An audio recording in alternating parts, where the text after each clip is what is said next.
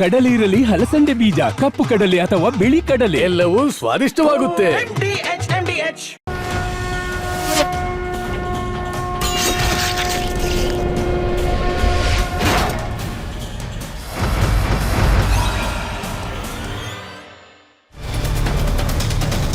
ನಮಸ್ಕಾರ. ಮಹಾಭಾರತ ಚರ್ಚಾ ಕಾರ್ಯಕ್ರಮಕ್ಕೆ ಸ್ವಾಗತ. ನಾನು ಸ್ಮಿತಾ ರಂಗನಾಥ್. ನೆರೆಯ ಕೇರಳದಲ್ಲಿ ಚುನಾವಣೆಯ ಪರ್ವ.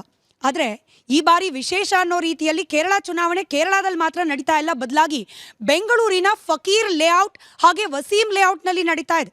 ನೇರವಾದ ಕಾರಣ, ಅಕ್ರಮವಾಗಿ ಮನೆಗಳನ್ನು ನಿರ್ಮಾಣ ಮಾಡಿಕೊಳ್ಳಲಾಗಿದೆ ಅಂತ ಹೇಳಿ ಸರ್ಕಾರ ಲೀಗಲಿ ಕಾನೂನಾತ್ಮಕವಾಗಿಯೇ 3 ಬಡಾವಣೆಗಳಲ್ಲಿ ಒಟ್ಟು 188 ಮನೆಗಳನ್ನು ತೆರವುಗೊಳಿಸೋ ಕಾರ್ಯ ಮಾಡ್ತು. ಅದರಲ್ಲಿ 156 ಮನೆಗಳು, ಅಪ್ರಾಕ್ಸಿಮೇಟ್ಲಿ 83% ಮನೆಗಳು ಮುಸಲ್ಮಾನರದ್ದು. ಬಂತಲ್ಲ ಅಲ್ಲಿಗೆ ಚುನಾವಣಾ ಟಾಪಿಕ್. ಕೇರಳದ ಮುಖ್ಯಮಂತ್ರಿಗಳಿಗೆ ಮಾನವೀಯತೆ ಉಕ್ಕರಿತು, ಮಮಕಾರ ಉಕ್ಕರಿತು. ಇದರ ಜೊತೆಗೆ ರಾಜಕಾರಣ ಕೂಡ ಅಸ್ತ್ರವಾಗಿ ಬಳಕೆ ಮಾಡಿಕೊಳ್ಳಿಕ್ಕೆ ಒಂದು ವೇದಿಕೆ ಸಿಕ್ತು. ನಮ್ಮ ರಾಜ್ಯ ಸರ್ಕಾರ ಸುಮ್ಮನಿದೆಯಾ? ಯಾಕಂದ್ರೆ ಕಾಂಗ್ರೆಸ್ ಕೇರಳದಲ್ಲೂ ಕೂಡ ಚುನಾವಣೆಯನ್ನ ಎದುರಿಸ್ತಾ ಇದೆ. ಕೆ.ಸಿ. ವೇಣುಗೋಪಾಲ್ ಮುಖ್ಯಮಂತ್ರಿ ಆಗೋ ಕನಸು ಕಾಣ್ತಾ ಇದ್ದಾರೆ. ಬೇಡವಾ? ಕೇರಳದಲ್ಲಿರುವ 27% ವೋಟ್ಗಳು ಮುಸಲ್ಮಾನರದ್ದು.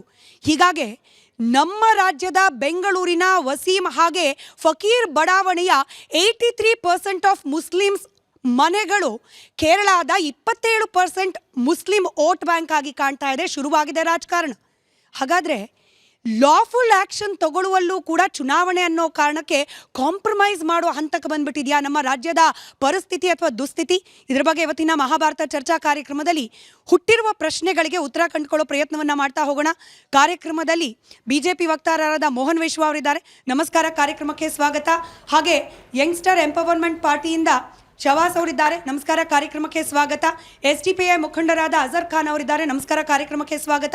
ಹಿಂದೂ ಮುಖಂಡರಾದ ಭವ್ಯ ಗೌಡರಿದ್ದಾರೆ. ಹಾಗೆ ವಿಶ್ವ ಹಿಂದೂ ಪರಿಷತ್ನಿಂದ ಗೋವರ್ಧನ್ ಅವರಿದ್ದಾರೆ. ನಮಸ್ಕಾರ, ಕಾರ್ಯಕ್ರಮಕ್ಕೆ ಸ್ವಾಗತ. ನಾನು ನೇರವಾಗಿ ಶಹಬಾಜ್ ಅವರೇ ನಿಮ್ಮನ್ನೇ ಪ್ರಶ್ನೆ ಮಾಡ್ತಾ ಕಾರ್ಯಕ್ರಮ ಪ್ರಾರಂಭ ಮಾಡ್ತಾ ಇದ್ದೀನಿ. ಉತ್ತರ ಪ್ರದೇಶದಲ್ಲಿ ಮುಖ್ಯಮಂತ್ರಿ ಆಗಿರುವ ಯೋಗಿ ಆದಿತ್ಯನಾಥ್ ಅವರು ಬುಲ್ಡೋಜರ್ ಪ್ರಯೋಗ ಮಾಡಿದ್ರೆ ಅದು ಮುಸ್ಲಿಂ ವಿರೋಧಿ ನಿಲುವು ಅಂತ ಅನ್ನಿಸ್ಕೊಳ್ತಾ ಇತ್ತು. ಅಸ್ಸಾಂನ ಮುಖ್ಯಮಂತ್ರಿ ಅದನ್ನೇ ಫಾಲೋ ಮಾಡಿದಾಗ ಅವರು ಕೂಡ ಮುಸ್ಲಿಂ ವಿರೋಧಿ ಅಂತ ಅನ್ನಿಸ್ಕೊಳ್ತಾ ಇದ್ರು. ಆದ್ರೆ ಕಾಂಗ್ರೆಸ್, ನಮ್ಮ ರಾಜ್ಯದ ಕಾಂಗ್ರೆಸ್ನಲ್ಲಿ ಅದರಲ್ಲೂ ಕೂಡ ಅಲ್ಪಸಂಖ್ಯಾತರ ಮಾಸ್ ಲೀಡರ್ ಆದ ಸಿದ್ದರಾಮಯ್ಯನವರ ಗೌರ್ಮೆಂಟು ಮುಸ್ಲಿಂ ಮನೆಗಳ ಮೇಲೆ ಬುಲ್ಡೋಸರ್ ಹತ್ಸುತ್ತೆ ಅಂತ ಹೇಳಿ ನಿಮ್ಗೆ ಯಾವತ್ತಾರು ಅನ್ಸುತ್ತಾ ಸರ್? ಇದು ಕನಸಲ್ಲೂ ಯಾರು ಕೂಡ ಕಾಣಿರಲಿಲ್ಲ. ಯಾಕಂದರೆ ಕಾಂಗ್ರೆಸ್ ಸರ್ಕಾರದಿಂದ ಮುಸಲ್ಮಾನರಿಗೆ ಇಂತಹ ನಿರೀಕ್ಷೆ ಇರಲಿಲ್ಲ ಮೊದಲನೇದಾಗಿ. ಆಮೇಲೆ ಅದು ಯಾಕೆ ಮಾಡ್ತಾ ಇದಿರೋದು ಅಂತ ಹೇಳಿ ಮುಖ್ಯ. ಯಾಕಂದರೆ ಅಲ್ಲಿರೋವಂಥ ಬಡವರು ಇದ್ದಾರಲ್ಲ, ಅಲ್ಲಿ ಭಿಕ್ಷೆ ಬೇಳೆ ತಿನ್ನೋರು ಇರೋದು. ನಿನ್ನೆ ನಾನು CM ಇಬ್ರಾಹಿಂ ಸಾಹೇಬರು, ನಮ್ಮ ಪಕ್ಷದ ಅಧ್ಯಕ್ಷರು ಎಲ್ಲ ಹೋದಾಗ ಅಲ್ಲಿ ನಾವು ನಮ್ಮ ಕಣ್ಣು ಮುಂದೆ ಕಂಡು ಬಂದಿದ್ದು ಏನಂತ ಹೇಳಿದ್ರೆ, ಯಾವುದೇ ರೀತಿಯ ನೀವು ಲಾ ಆ್ಯಂಡ್ ಆರ್ಡರ್ನ ಉಲ್ಲಂಘಿಸೋಕೆ ಆಗಲ್ಲ, ನೀವು ಯಾವುದೇ ಲಾ ಆ್ಯಂಡ್ ಆರ್ಡರ್ನ ಮುರಿಯೋಕ್ಕಾಗಲ್ಲ ಅಂದಾಗ ಅಂಥ ಸಂದರ್ಭದಲ್ಲಿ ಆ ಜಾಗಕ್ಕೆ ಹೋಗಿ ಬುಲ್ಡೇಸರನ್ನು 4 ಗಂಟೆ ರಾತ್ರಿಗೆ ಅವ್ರು ಹೊಡೆಸಿದ್ದಾರೆ ಅಂತ ಹೇಳಿದ್ರೆ ಅಲ್ಲಿ ಏನಾಗುತ್ತೆ ಅಂತ ಹೇಳಿದ್ರೆ DC, ತಹಸೀಲ್ದಾರು, ADLR ಇವರೆಲ್ಲರೂ ಕೂಡ ಭಾಗಿಯಾಗಿ ಒಂದು ನೋಟಿಸ್ ಇಶ್ಯೂ ಮಾಡ್ತಾರೆ. 94CC ನೋಟಿಸ್ ಕೊಟ್ಟಾದ್ಮೇಲೆ ನೀವು ಅಲ್ಲೆಲ್ಲರಿಗೂ ಕೂಡ ನೀವು ಇರೋದು, ಅವರು ಇವತ್ತು ನಿನ್ನೆಯಿಂದ ಇರೋದಲ್ಲ, ಕಾಂಗ್ರೆಸ್ ಸರ್ಕಾರ ಬಂದಾಗಲಿಂದ ಇರೋದಲ್ಲ, ಅವರು 20-30 ವರ್ಷದಿಂದ ಜೀವನ ಮಾಡ್ಕೊಂಡಿರೋದು. ಅಲ್ಲೊಂದು ಬಂಡೆ ಇದೆ, ಆ ಬಂಡೆ ಹೊಡೆದಿರೋದು. ಈ ಬಂಡೆ ಹೊಡೆದಿರೋದು ಯಾರು? ನಮ್ಮ ಕಾಂಗ್ರೆಸ್ ಬಂಡೆನೇ ಹೊಡೆದಿರೋದು ಬಂಡೆ ಅದು. ಯಾಕಂದ್ರೆ ನಿಮ್ಗೆ ನಮ್ಮ ಕರ್ನಾಟಕದಲ್ಲಿ ಎಷ್ಟು ಬಂಡೆ ಇದ್ರು ಬಂಡೆ ಹೊಡೆದೇ ಬಂಡೆ ಆಗಿರೋವಂಥದ್ದು ನಿಮ್ಮ ಕಣ್ಮುಂದೆ ಇದೆ. ನಿಮ್ಮ ಮನೆ ಈಗ ನೀವು ಹೇಳ್ಬೋದು ಅವ್ರು ಇಲ್ಲಿಗಲ್ ಆಗಿದ್ದಾರೆ ಅಂತ. 94CC ನೋಟಿಸ್ ಯಾಕೆ ಇಶ್ಯೂ ಮಾಡಿದ್ರಿ ಅವ್ರಿಗೆ? ನೀವು ತಹಸೀಲ್ದಾರ್ ಅಲ್ವಾ? ನೀವು DC ಅಲ್ವಾ? ನೀವೊಂದು ಅಯೋಗ್ಯರ? ನೀವು ಓದಿಲ್ವಾ? ನೀವು ಯಾಕೆ ನೀವು ಅವ್ರನ್ನ 94CC ನೋಟಿಸ್ ಮಾಡೋದಾದ್ಮೇಲೂ ಕೂಡ ಅವ್ರಿಗೆ ಇದು ಮಾಡಿದ್ರು. ಆಮೇಲೆ ಈ ನಮ್ಮ ಜಮೀರ್ ಅಹಮದ್ ಖಾನ್ ಅವರು, ನಾವು CM ಇಬ್ರಾಹಿಂ ಅವರು ನಾವೆಲ್ಲ ಹೋಗಿ ಬಂದ್ಮೇಲೆ ಅಲ್ಲಿಂದ ಫಸ್ಟ್ ದಿವಸದಿಂದ ಬಹಳಷ್ಟು ಪಕ್ಷಗಳು ಹೋಗಿ ಅವ್ರ ಹೆಸರು ಮಾಡ್ಕೊಳ್ಳೋಕ್ಕೋಸ್ಕರ ಇದು ಮಾಡ್ಕೊಳ್ಳೋಕ್ಕೋಸ್ಕರ ನನಗೆ SDPI ಅವರು ಹೋಗಿ ಅಲ್ಲಿ ಫ್ರೀಡಮ್ ಪಾರ್ಕ್ ಅಲ್ಲಿ ಜಾಗ ಇಲ್ಲ ಅಂತ ಹೇಳಿ ದೊಡ್ಡದಾಗಿ ಕೊಚ್ಕೊಳ್ಳೋಕೆ ಹೋದ್ರು. ಅವ್ರಿಗೂ ಕಾನೂನು ಸಭ್ಯತೆ ಇರಬೇಕಾಗಿತ್ತು. ಫ್ರೀಡಮ್ ಪಾರ್ಕ್ ಅಲ್ಲಿ ಅವ್ರಿಗೋಸ್ಕರ ನಾವು ನ್ಯಾಯ ನೀತಿಯಿಂದ ಹೋರಾಡೋಣ ಅಂತ ಎಲ್ಲಾ ಕಡೆ ಊರಿಗೆಲ್ಲ ಜಮೀರ್ ಅಹಮದ್ ಖಾನ್ ಅಂತ ಹೇಳಿದ್ರೆ ಮಾ ಕೆತ್ತೆಮ್ಮ ಅಂತ ಹಂಚೋರು ಯಾಕೆ ಆ ಬಡವರು ಕಣ್ಣು ಕಾಣಲಿಲ್ಲ?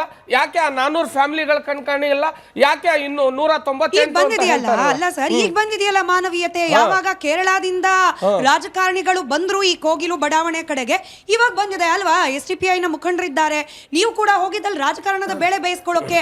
ಕೇರಳದಿಂದ ರಾಜಕಾರಣಿಗಳು ಬಂದಿದ್ದು ಕೂಡ ರಾಜಕೀಯ ಬೇಳೆ ಬೇಯಿಸ್ಕೊಳ್ಳೋಕೆ.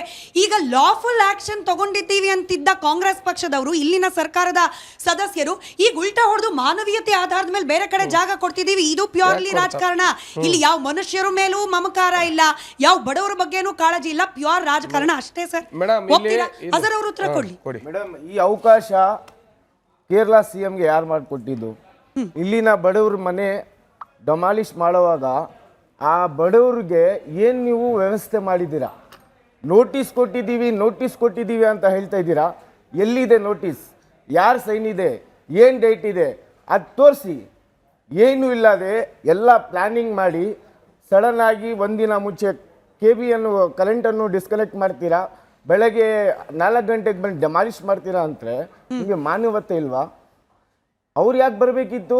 ಇಲ್ಲಿನ ರಾಜಕಾರಣಿಗಳು ಏನು ಮಾಡ್ತಾ ಇದ್ದಾರೆ? BJP ಅವ್ರು ಏನು ಮಾಡ್ತಾ ಇದ್ದಾರೆ? ಕಾಂಗ್ರೆಸ್ ಅವ್ರ ರಾಜಕಾರಣಿಯವ್ರು ಏನು ಮಾಡ್ತಾ ಇದ್ದಾರೆ? ಇಲ್ಲಿನ 30 ಇಯರ್ಸಿಂದ ಅವರು ಜೀವನ ಮಾಡ್ತಾ ಇರೋದು. ಸಣ್ಣ ಮಕ್ಕಳುಗಳಿದ್ದಾರೆ, ಮಹಿಳೆಯರಿದ್ದಾರೆ, ಮುದುಕರಿದ್ದಾರೆ. ಅವ್ರ ಬಗ್ಗೆ ಯೋಚನೆ ಮಾಡಬೇಕಿತ್ತು. ಯಾಕೆ ಇವ್ರು ಯೋಚನೆ ಮಾಡಿಲ್ಲ? SDPI ಅಲ್ಲಿ ಹೋಗ್ಬಿಟ್ಟು ಡೇ 1 ಅವ್ರಿಗೋಸ್ಕರ ಅಲ್ಲಿ ಹೋರಾಟ ಮಾಡ್ತೀವಿ.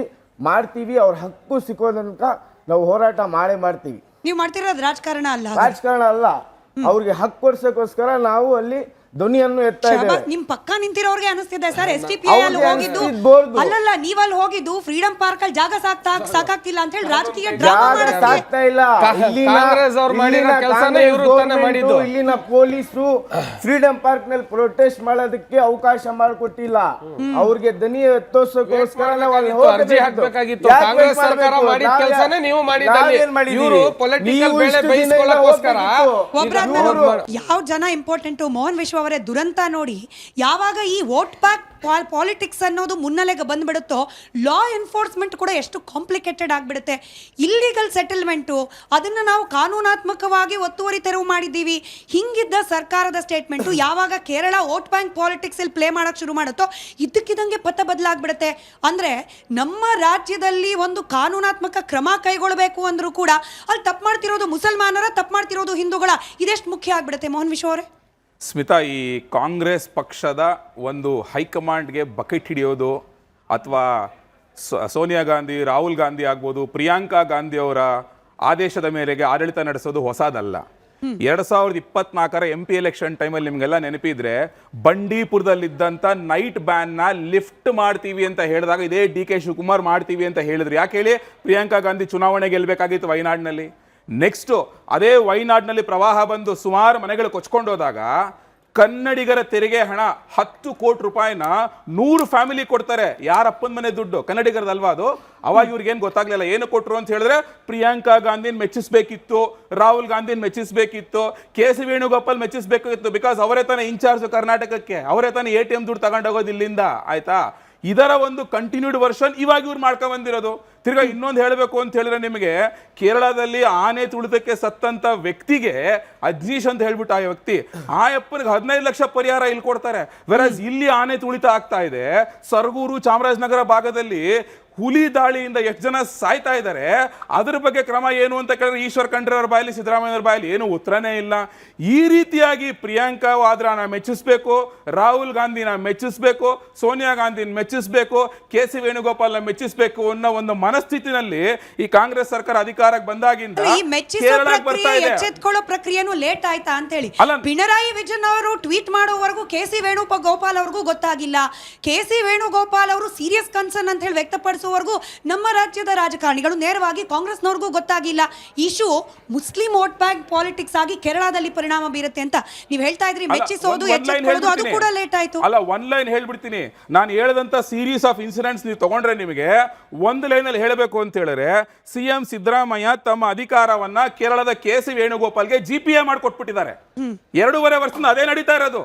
ಜನರಲ್ ಪವರ್ ಆಫ್ ಅಟಾರ್ನಿ ಬರೆದು ಕೊಟ್ಬಿಟ್ಟು ವೇಣುಗೋಪಾಲ್ ಏನು ಹೇಳ್ತಾರೋ ಅದನ್ನೇ ಮಾಡೋದು, ಪ್ರಿಯಾಂಕಾ ಗಾಂಧಿ ಹೇಳೋದನ್ನೇ ಮಾಡೋದು, ಅವ್ರನ್ನ ಮೆಚ್ಚಿಸ್ಬೇಕು ಅಷ್ಟೇ. ಇದು ಬಿಟ್ಟು ಮತ್ತೆ ಇನ್ನೇನೂ ಮಾಡ್ತಾ ಇಲ್ಲ ಇಲ್ಲಿ. ಬಿಕಾಸ್ ವೋಟ್ ಬಾಂಡ್ ಪೊಲಿಟಿಕ್ಸ್ ಇದೇ KC ವೇಣುಗೋಪಾಲ್ ಟ್ವೀಟ್ ಮಾಡೋಕ್ಕಿಂತ ಮುಂಚೆ DK ಶಿವಕುಮಾರ್ ಏನಂದ್ರು, ಯಾರನ್ನು ಬಿಡಲ್ಲ, ಯಾವ ಧರ್ಮ ಆಗಲಿ ಯಾವ ಜಾತಿ ಆಗಲಿ ಕಾನೂನಾತ್ಮಕವಾಗಿ ಕ್ರಮ ಕೈಗೊಂಡೇ ತಗೊಳ್ತೀನಿ ಅಂತ ಹೇಳ್ಬಿಟ್ರು.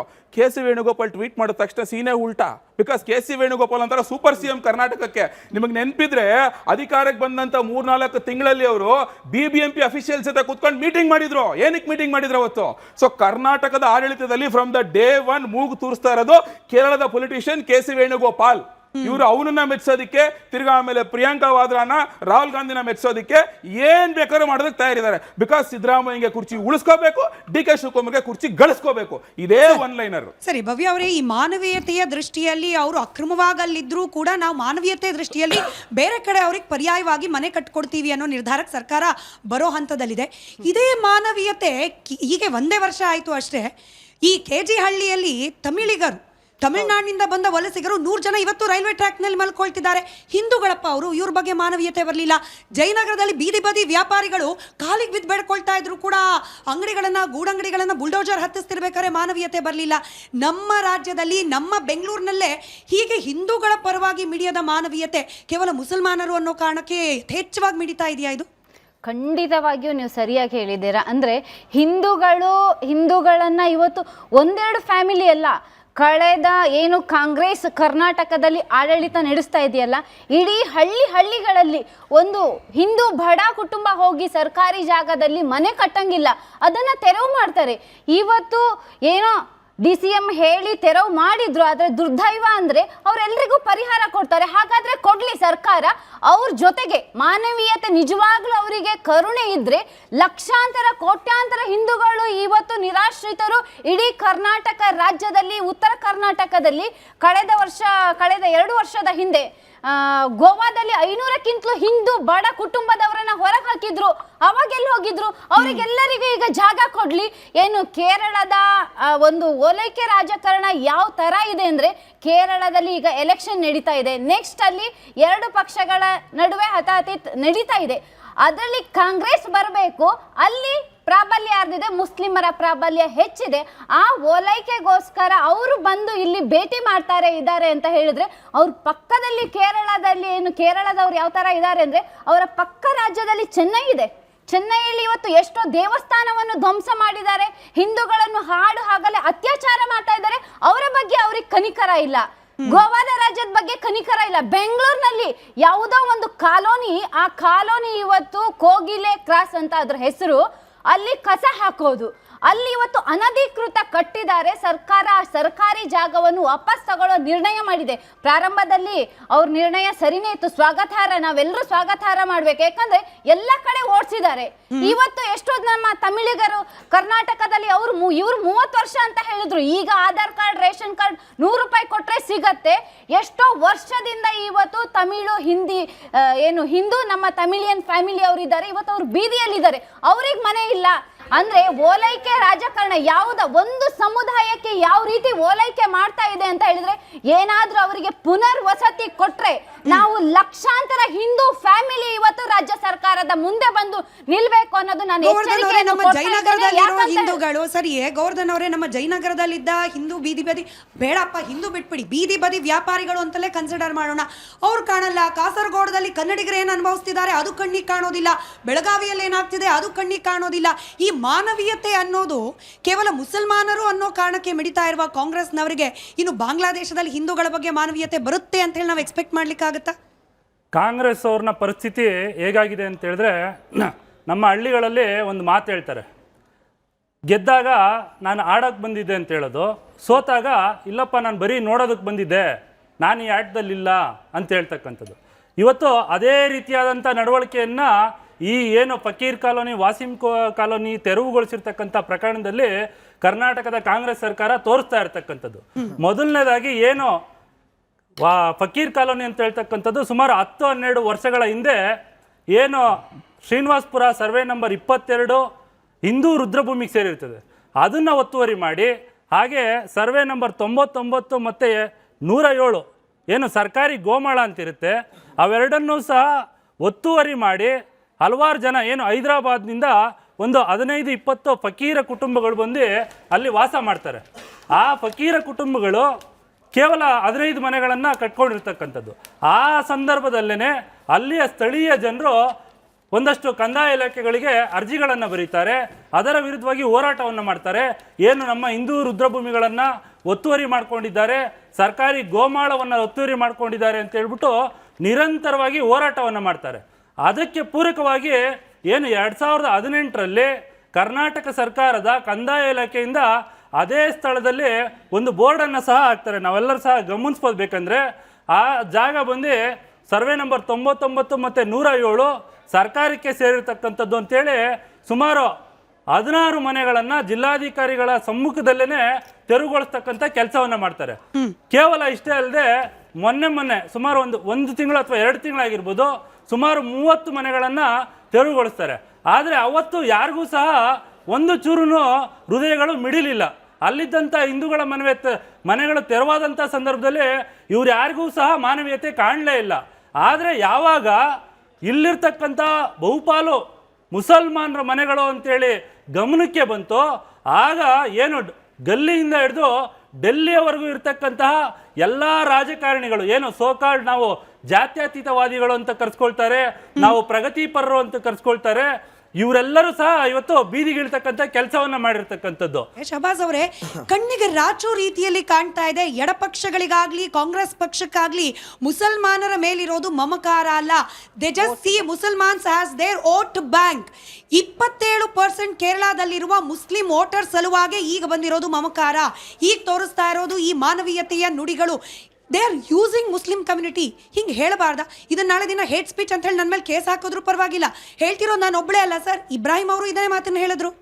ಮೇಡಮ್, ಮೊದಲನೇದಾಗಿ ಅವರು ನಮ್ಮ ಮೇಲೆ ಮಮಕಾರ ತೋರಿಸುವಂಥ ಅವಶ್ಯಕತೆ ಇಲ್ಲ, ಯಾಕಂದರೆ ಕೇರಳದವರು. ಬಟ್ ತೋರಿಸಿದ್ದಾರೆ ಅಂತ ಹೇಳಿದ್ರೆ ಅವರು ನಿಮ್ಮ ಚಾನಲಲ್ಲೇ ತೋರಿಸಿದ್ರು, ಅವ್ರು ಐ ಲವ್ ಯು ಅಂತ ಹೇಳಿದ್ದಾರೆ ಅಂತ CM ಇಬ್ರಾಹಿಂ ಅವರು ಹೇಳಿದ್ರು. ಈಗ ಯಾರೋ ಅವ್ರು ಪ್ರೀತಿ ಮಾಡಿದಾಗ ಅವ್ರಿಗೆ ನೋಡಿ ಇವ್ರಿಗೆ ಮಮತೆ ಹುಟ್ಕೊಂಡಿರೋದು ಈ ರಾಜ್ಯ ಸರ್ಕಾರಕ್ಕೆ. ಈಗ ಬುಲ್ಡೇಸರ್ ತಗೊಂಬಂದು ಫಸ್ಟ್ ಫ್ಲೋರ್ ಬಿಟ್ಟು ಸೆಕೆಂಡ್ ಫ್ಲೋರ್ ಮೇಲೆ ಕಟ್ಟಿದ್ರೆ ಈಗ DK ಶಿವಕುಮಾರ್ ಅವರು ಬುಲ್ಡೇಸರ್ ತಗೊಂಡ್ಬರ್ತಾರೆ. ಈ ಬುಲ್ಡೇಸರ್ ಸರ್ಕಾರ ಇದು. ಈಗ ನೀವು ಹೇಳಿದ್ರಲ್ಲ, ಕುಮಾರಸ್ವಾಮಿ ಅವರ ಮನೆ ಯಾವ್ದ್ರ ಮೇಲೆ ಇದೆ? ಯಾವ ಭೂಮಿ ಮೇಲೆ ಇದೆ? ಅವರು ಬಡವರು. ಅಲ್ಲಿ ನಾನು ಹೇಳ್ತಾ ಇರೋದು ಒಂದು ಮಾನವತೆ. ಕೇವಲ SC ST OBC ದಲಿತರು ಮುಸಲ್ಮಾನರು ಎಲ್ಲ ಇದ್ದಾರೆ ಅಲ್ಲಿರೋ ಎಲ್ಲ ಇದ್ದಾರೆ ಅಲ್ಲಿ ಆ ಕಾಲೋನಿಯಲ್ಲಿ. ನೀವು ಅದ್ ಹೇಳಲೇಬೇಡಿ. ಕಸ ಹಾಕಕ್ಕೆ ನೀವು ಹೇಳ್ತಾ ಇದ್ದೀರಲ್ಲ, ಕಸ ಹಾಕಕ್ಕೆ ಅಂತ ಹೇಳ್ತಾ ಇದ್ದೀರಲ್ಲ. ಶಹಬಾಜ್ ಅವರೇ, ಫ್ಯಾಕ್ಟ್ ಮಾತಾಡೋಣ ಅಲ್ಲ.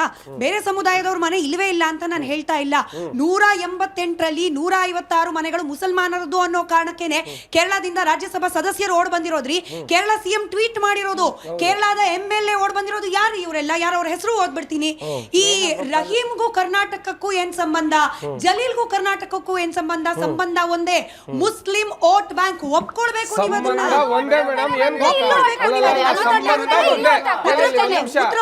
ಸಂಬಂಧ ಒಂದೇ, ಕೇವಲ ಮಾನವತೆ. ಅವ್ರಿಗೆ ಯಾಕಂದ್ರೆ ಹೊಡೆದಿರೋ ಅಂತ ಮನೆಗೆ ಬಂದು ಮಾನವತೆಯನ್ನು ತೋರಿಸಿದ್ದಾರೆ ಅವರು. ಅದನ್ನ ಬಿಟ್ಟು ಕೇರಳ ನೋಡಿ ಇಲ್ಲಿ ಅವಮಾನ ಆಗ್ಬೇಕಾಗಿರೋದು ರಾಜ್ಯ ಸರ್ಕಾರಕ್ಕೆ. ಈಗ ಇಲ್ಲಿ ಅವಮಾನ ಆಗ್ಬೇಕಾಗಿರೋದು ನಮ್ಗೂ ನಿಮ್ಗೆ ಅಲ್ಲ, ಕೇರಳದಿಂದ ಬಂದಿರೋದು. ನಾವು ಅಲ್ಲಿದ್ವಿ. ಈ SDP ಅವರು ಮೊದಲನೇ ದಿವಸದಿಂದ ಅಲ್ಲಿದ್ರು. ಈಗ ನಾವ್ ಹೇಳಿದ್ವಿ SDP ಅವರು ಅವ್ರ ಬೇಳೆ ಬೇಯಿಸ್ಕೊಳ್ಳಕ್ಕೆ ಅಂತ. ಬಟ್ ಅವರು ಕೂಡ ಅಲ್ಲಿ ಮೇನ್ ಆಗಿ ನೋಡ್ಬೇಕಾಗಿರೋದು ಮಾನವತೆ. ಯಾಕಂತ ಹೇಳಿದ್ರೆ ಅವರು ಕೇರಳದವರು ಒಂದ್ ಲೇಡಿ ಬಂದಿದ್ರು MLA. ಆಗ್ಬೇಕಾಗಿರೋದು ಯಾರಿಗೆ ಸರ್? ನಮಗೂ ಅಲ್ಲ, ನಿಮಗೂ ಅಲ್ಲ, SDPIಗೂ ಅಲ್ಲ, ನಾಚಿಕೆ ರಾಜ್ಯ ಸರ್ಕಾರಕ್ಕೆ. ನಂದನ್ ಕಶ್ಯಪ್ ಅವರು ಬಂದಿದ್ದಾರೆ, ಕಾಂಗ್ರೆಸ್ ಪಕ್ಷದ ವಕ್ತಾರರು. ಇಷ್ಟ ದಿನ ಮುಸಲ್ಮಾನರ ಉದ್ಧಾರಕ್ಕೆ ಅವತರಿಸಿರುವ ಪಕ್ಷ ಕಾಂಗ್ರೆಸ್ ಅಂತ ಹೇಳ್ಕೊಳ್ತಿದ್ದವರು ರಾಜ್ಯ ಕಾಂಗ್ರೆಸ್ ನಾಯಕರು ಮುಸಲ್ಮಾನ್ ಕಮಾಲ್ ಮಾಡಿದ್ದಕ್ಕೇನೆ ನಾವು ರಾಜ್ಯದಲ್ಲಿ ಆಡಳಿತ ಬಂದಿದೆ ಅಂತ ಹೇಳಿ ಹೇಳ್ಕೊಳ್ತಾ ಇದ್ದ ಕಾಂಗ್ರೆಸ್ ಪಕ್ಷದವರು ಇವತ್ತು ಇಲ್ಲಿನ ಮುಸಲ್ಮಾನರ ಸಂರಕ್ಷಣೆಗೆ ರಕ್ಷಣೆಗೆ ಕೇರಳದಿಂದನೇ ಬರಬೇಕಾಗಿತ್ತ ರಾಜಕಾರಣಿಗಳು? Nandan sir, for your kind ಇನ್ಫಾರ್ಮೇಷನ್ನು, ಕಾಂಗ್ರೆಸ್ ಪಕ್ಷ ಎಲ್ಲ ಜನಾಂಗದೊಂದಿಗೆ ನಿಂತ್ಕೊಳ್ಳುತ್ತೆ, ಒಂದು ಜನಾಂಗದಂಗೆ ಓಲೈಸಲ್ಲ. For your kind information correct ಮಾಡ್ಕೊಳ್ಳಿ ಮೇಡಮ್. 2015ಕ್ಕೆ ಕೋಗಿಲು ಲೇಔಟ್ನ ಸಾಲಿಡ್ ವೇಸ್ಟ್ ಮ್ಯಾನೇಜ್ಮೆಂಟ್ಗೆ ನಾವು ಕಳೆದ ಸರ್ಕಾರ ಹ್ಯಾಂಡ್ ಓವರ್ ಮಾಡಿದ್ವಿ. ಅಲ್ಲಿ ಸಾಲಿಡ್ ವೇಸ್ಟ್ ಮ್ಯಾನೇಜ್ಮೆಂಟು, ತಮ್ಮ ಕ್ಯಾಮ್ರಾದವ್ರಿಗೆ ಸ್ವಲ್ಪ ಝೂಮ್ ಮಾಡಕ್ಕೆ ಹೇಳೋದು, ಒಂದು ಕ್ವಾರಿ. ಏನೇ ಅದು ಕ್ವಾರಿ. ಅಲ್ಲಿ ಯಾರು ಜನರು ವಾಸವಲ್ಲದ ಯೋಗ್ಯವಲ್ಲದ ಜಾಗ ಅದು. ಏನಕ್ಕೆ ಮೀಸಿಟ್ಟಿದ್ದೀವಿ ಅಂದರೆ ಡಂಪಿಂಗ್ ಯಾರ್ಡ್ ಮಾಡಬೇಕು ಅಂತ ಒಂದು ಸ್ಪೆಷಲ್ ಪರ್ಪಸ್ ಒಂದು ಕಂಪ್ನಿ SPC ಅಂತ ಒಂದು ಕಂಪ್ನಿ ತೆಗೆದು ಸಾಲಿಡ್ ವೇಸ್ಟ್ ಮ್ಯಾನೇಜ್ಮೆಂಟ್ ಮಾಡಿ ಕಂಪ್ನಿ ತೆಗೆದು ಅದಕ್ಕೊಬ್ಬರು IAS ಆಫೀಸರ್ನ ನೇಮಕ ಮಾಡಿ ನಾವು ಅಲ್ಲಿ ಆ ಜಾಗನ ಡೆಡಿಕೇಟ್ ಮಾಡಿಬಿಟ್ಟು. ಯಾವ ವರ್ಷ ಸರ್ ಇದು? 2015ಕ್ಕೆ ಈ ಜಾಗ ಟ್ರಾನ್ಸ್ಫರ್ ಆಗಿರೋದು.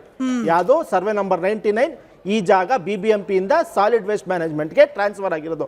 ಆ ಜಾಗದಲ್ಲಿ ನಾನು ಹೋಗಿದ್ದೆ, ನೆನ್ನೆನೂ ಹೋಗಿದ್ದೆ, ಮೊನ್ನೆನೂ ಹೋಗಿದ್ದೆ. ಮನುಷ್ಯರು ವಾಸಕ್ಕೆ ಯೋಗ್ಯವಲ್ಲದ ಜಾಗ ಅದು. ಅಲ್ಲಿ ಒಂದ್ ನಿಮಿಷ ಪ್ಲೀಸ್, ದಯವಿಟ್ಟು ನೀವು ಮಾತಾಡ್ತಾ ಇರ್ಬೇಕಾದ್ರೆ ನೋಡಿ, ಫುಲ್ಲು ಡಂಪಿಂಗ್ ಯಾರ್ಡ್ ಆಗಿದೆ, ಕಸ ಬಿದ್ದಿದೆ. ಒಂದು ಚೂರು ಮನೆ ಅಲ್ಲಿ ಏನಾದ್ರು ಮನೆ ಕಟ್ಟಿರೋರು ಕೆಳಗಡೆ ಹೋದ್ರೆ ಪುನಃ ನೀವೇ ನಮ್ಮನ್ನ ಬ್ಲೇಮ್ ಮಾಡ್ತೀರಾ, ಸರ್ಕಾರ ಏನೋ ಕ್ರಮ ತಗೊಳ್ಳಿಲ್ಲ ಅಂತ.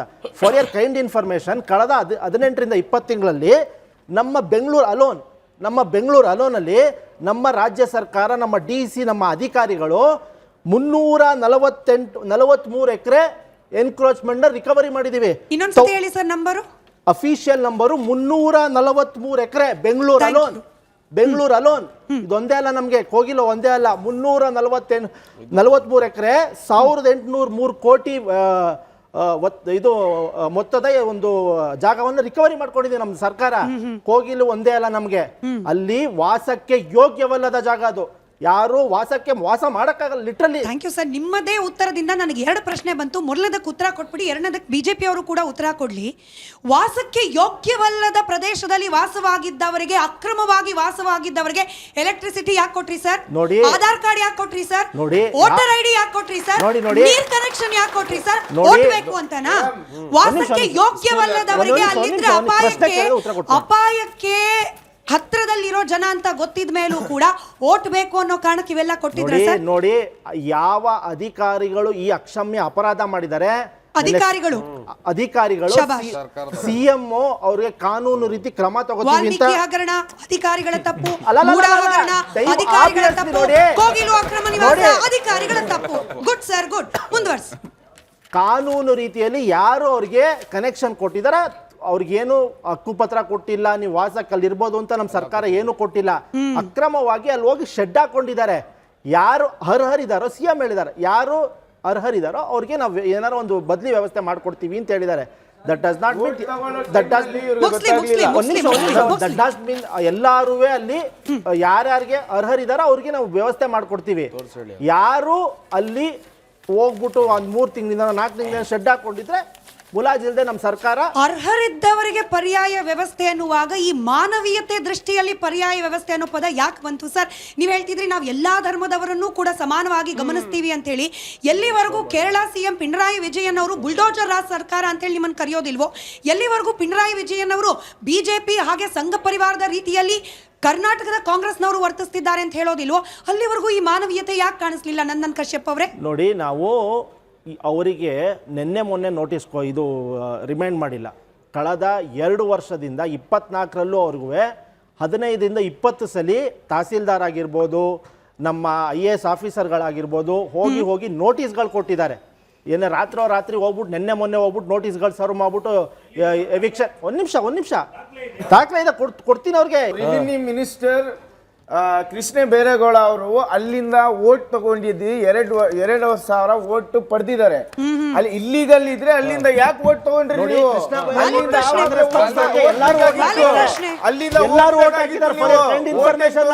ಯಲಹಂಕ ತಾಲೂಕು ಯಲಹಂಕ ಹೋಬಳಿ ಕೋಗಿಲು ಗ್ರಾಮ ಸರ್ವೆ ನಂಬರ್ 19 ಅನಧಿಕೃತವಾಗಿ ಬಡಾವಣೆ ನಿರ್ಮಾಣ ಮಾಡಿರುವ ಬಗ್ಗೆ ದೂರು ಬಂದಿರುವ ಹಿನ್ನೆಲೆ ಮೇಲ್ಕಂಡ ವಿಷಯಕ್ಕೆ ಸಂಬಂಧಿಸಿದಂತೆ ಉಲ್ಲೇಖ ತಮ್ಮ ನಿರ್ದೇಶದಂತೆ RI ರವರಿಂದ ಉಲ್ಲೇಖ 2 ವರದಿ ಪಡೆಯಲಾಗಿದೆ. RI ರವರು ವರದಿಯನ್ನು ಪರಿಶೀಲಿಸಿದಾಗ ಯಲಹಂಕ ಹೋಬಳಿ ಕೋಗಿಲು ಗ್ರಾಮ ಸರ್ವೆ ನಂಬರ್ 99ನಲ್ಲಿ ಸರ್ಕಾರಿ ಜಮೀನಿನಲ್ಲಿ ಸೈಟ್ಗಳನ್ನು ನಿರ್ಮಾಣ ಮಾಡಿ ಮಾರಿರುತ್ತಾರೆ ಬಗ್ಗೆ ಕಚೇರಿಯಲ್ಲಿ ಸಾರ್ವಜನಿಕರ ದೂರು ಬಂದಿರುತ್ತದೆ. ಅಲ್ಲಿಗೆ ಪರಿಶೀಲಿಸಿದಾಗ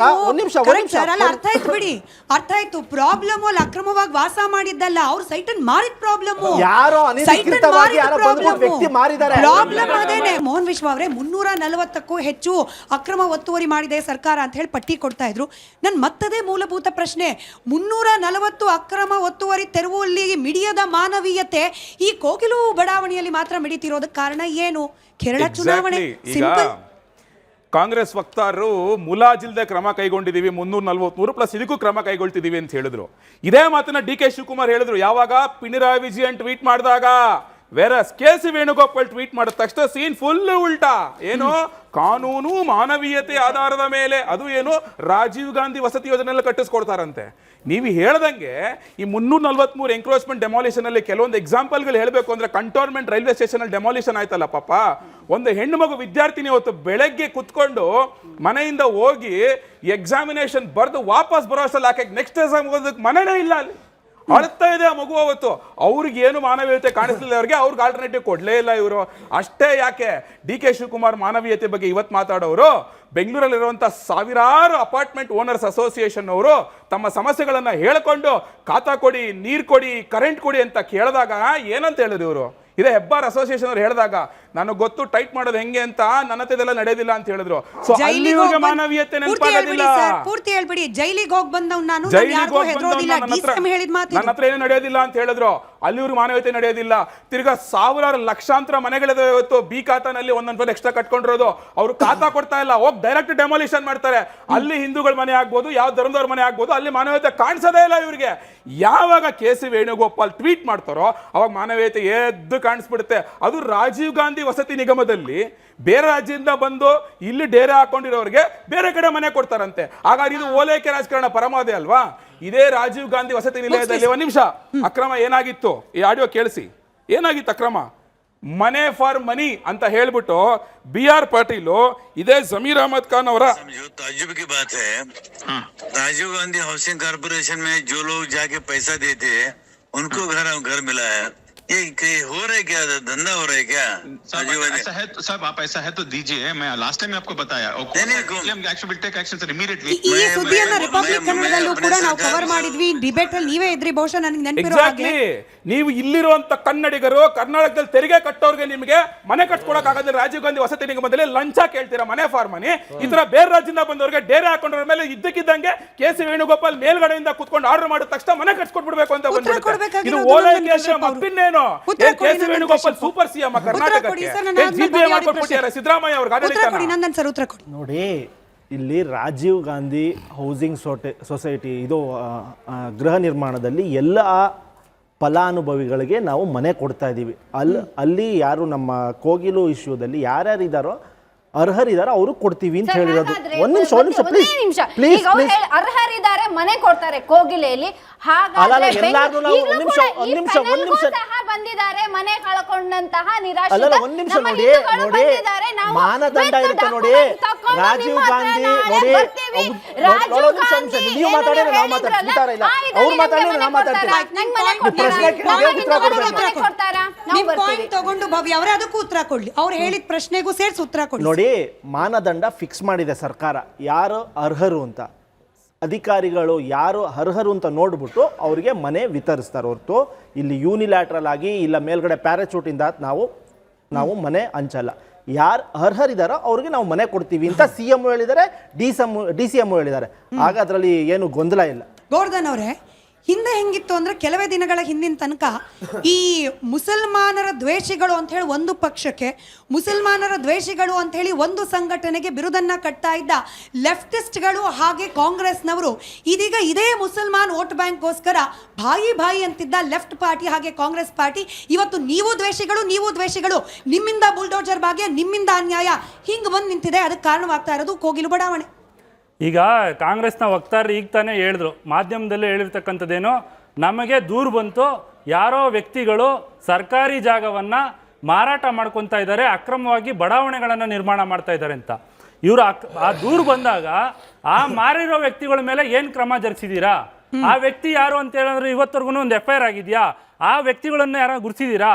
ಆ ಕಾಲೋನಿಗೆ ವಾಸಿಂ ಕಾಲೋನಿ ಅಂತೇಳಿ ಯಾಕೆ ಹೆಸರು ಬಂತು? ಆ ವಾಸಿಂ ಯಾರು? ಆ ವಾಸಿಮ್ಗೂ ಆ ಲೆವೆಟ್ಗೆ ಹೆಸರು ಬರೋದಕ್ಕೂ ಕಾರಣ ಏನು? ಆತನೊಂದಿಗೆ ಇರ್ತಕ್ಕಂಥ ಅಯೂಬ್ ಅಂತಕ್ಕಂಥ ವ್ಯಕ್ತಿ ಯಾರು?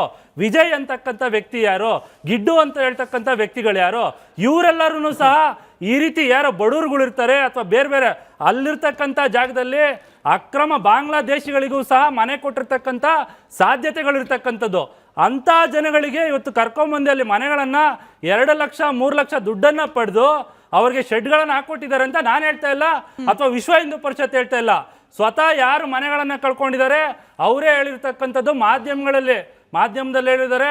ನಾವು 2 ಲಕ್ಷ ಯಾರಿಗೋ ಒಬ್ರಿಗೆ 2 ಲಕ್ಷ ಕೊಟ್ಟಿದ್ದೀರಿ, ಇನ್ನೊಬ್ರಿಗೆ 50,000 ಕೊಟ್ಟಿದ್ದೀವಿ ಅಂತೇಳಿ ಅವರ ವಿರುದ್ಧವಾಗಿ ಇವತ್ತು ಕರ್ನಾಟಕದ ಸರ್ಕಾರ ಏನು ಕ್ರಮ ಜರುಗಿಸಿದೆ. ಇವತ್ತು ಇಡೀ ದೇಶಾದ್ಯಂತ ಏನು ಹೀಗೆ ಬಿಟ್ಟರೆ ವಿಶ್ವಸಂಸ್ಥೆಯಲ್ಲಿ ಕೂಡ ಇದನ್ನು ಚರ್ಚೆ ಮಾಡಿದ್ರು ಮಾಡಿಬಿಡ್ತಾರೆ. ಯಾಕೆ ಅಂತ ಹೇಳಿದ್ರೆ ಇದು ಕೇವಲ ಮುಸಲ್ಮಾನರ ಸಮಸ್ಯೆ ಆಗಿರೋ ಕಾರಣಕ್ಕೆ. ಅಂಥ ವಿಚಾರವಾಗಿ ಏನು ಕ್ರಮವನ್ನು ಇವತ್ತು ಕಾಂಗ್ರೆಸ್ ಸರ್ಕಾರ, ರಾಜ್ಯದ ಕಾಂಗ್ರೆಸ್ ಸರ್ಕಾರ ತಗೊಂಡಿದೆ ಅಂತ ಹೇಳ್ಬಿಟ್ಟು ಇಡೀ ಜನರಿಗೆ ತಿಳಿಸ್ಕೊಡ್ಬೇಕು. ಇವರೇ ಕೊಟ್ಟಂತ ಹೇಳಿಕೆ ಈಗ 380 ಎಕರೆ ನಾವು ತೆರವುಗೊಳಿಸಿದೀವಿ ಬೆಂಗಳೂರಲ್ಲಿ ಅಂತ. ಆ 300 ಎಕರೆ ತೆರವುಗೊಳಿಸಿರೋರ್ಗು ನೀವು ಇದೇ ತರ ಬದಲಿ ವ್ಯವಸ್ಥೆ ಮಾಡಕ್ ಶಕ್ತಿ ಇದೆಯಾ?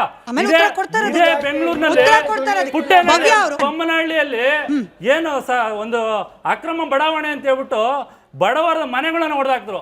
ಅವರೆಲ್ಲ ಮಾಧ್ಯಮಗಳಲ್ಲಿ ಅಳ್ತಾ ಇದ್ರು ಸಹ ಅವ್ರಿಗೆ ಯಾವುದೇ ರೀತಿಯಾದಂತ ಒಂದು ಸವಲತ್ತು ಮಾಡಿಕೊಟ್ಟಿಲ್ಲ. ನೀವು ಪ್ರತಿಭಟನೆ ಮಾಡಲಿಲ್ಲ ಯಾಕೆ ಅಂತ ಹೇಳಿ ಗೋವರ್ಧನ್ ಅವ್ರು ಕೇಳ್ತಿದ್ದೀರಿ. ನಾನು ಮತ್ತೆ ಹೇಳ್ತಿದ್ದೀನಿ, ಪ್ರತಿಭಟನೆ SDPI ಮಾಡ್ತು ಅಂತಲೋ YSCP ಪಕ್ಷ ಮಾಡ್ತು ಅಂತಲೋ ಸೀರಿಯಸ್ ಆಗಿಲ್ಲ ಮ್ಯಾಟ್ರು. ಸೀರಿಯಸ್ ಆಗಿರೋದು ಕೇರಳದಲ್ಲಿ ಚುನಾವಣೆ ನಡೀತಾ ಇದೆ. ಕೇರಳದಲ್ಲಿ 27% ಮುಸ್ಲಿಮ್ಸ್ ಓಟ್ ಇದೆ. ಇದಕ್ಕೆ ಸರ್ ಪ್ರತಿಭಟನೆ ಹಿಂದೂಗಳು ಮಾಡಿದ್ರು ಅಷ್ಟೇ, ಮುಸ್ಲಿಂ ಮಾಡಿದ್ರು ಅಷ್ಟೇ. ಅನ್ಲೆಸ್ ದೇರ್ ಇಸ್ ಎಲೆಕ್ಷನ್ ರಾಜಕಾರಣಿಗಳು ಸೀರಿಯಸ್ ಆಗಿ ತಗೊಳ್ಳಲ್ಲ. ಪಕ್ಷಾತೀತವಾಗಿ ಒಪ್ಕೋಬೇಕು ಜನ ಇದನ್ನ. ರಾಜಕಾರಣಿಗಳಿಗೆ ಮಾನ್ಯತೆ ಇಲ್ಲ, ಅದಕ್ಕೋಸ್ಕರ ಬೇರೆ ರಾಜ್ಯವರು ಅದಕ್ಕೆ ಟ್ವೀಟ್ ಮಾಡಿದ ವ್ಯವಸ್ಥೆ ಬಂದಿರೋದು. ಇವರೆಲ್ಲ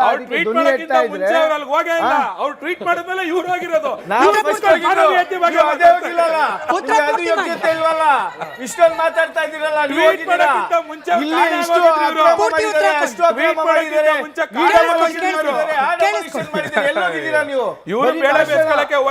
ಬೆಂಕಿ ಹಾಕೋದು, ಹಿಂದೂ ಅನ್ನೋದು ಮುಸ್ಲಿಂ ಅನ್ನೋದು ಬೆಂಕಿ ಹಾಕೋದು ಇವ್ರ ಕೆಲಸ.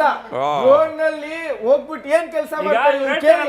ಹಿಂದೂಗಳ ಜೊತೆ ಅತ್ಯಾಚಾರ ಆಗಿದೆ, ಅವ್ರ ಮನೆ ಡೆಮಾಲಿಷ್ ಮಾಡಿದಾರೆ ಅಂತ ಎಷ್ಟು ಸತಿ ವಿಸಿಟ್ ಮಾಡಿದ್ದಾರೆ ಇವರು. ಅವ್ರಿಗೆ ಹೋಗಿ ಏನ್ ಮಾತಾಡಿದ್ದಾರೆ ಕೇಳಿ. ಇವ್ರಿಗೆ ಬರೀ ಇಲ್ಲಿ ನಿಂತ್ಕೊಂಡು ಮಾತಾಡೋದಲ್ಲ, ಲೀಡರ್ಗಳಂದ್ರೆ ಹೋಗ್ಬಿಟ್ಟು ಅವ್ರಿಗೆ ಏನ್ ತೊಂದರೆ ಆಗಿದೆ ಅವ್ರ ಹಕ್ಕು ಇವ್ರು ಕೊಡ್ಸೋದು ಇವ್ರ ಕರ್ತವ್ಯ. ಇವ್ರು ಮಾಡಿದಾರ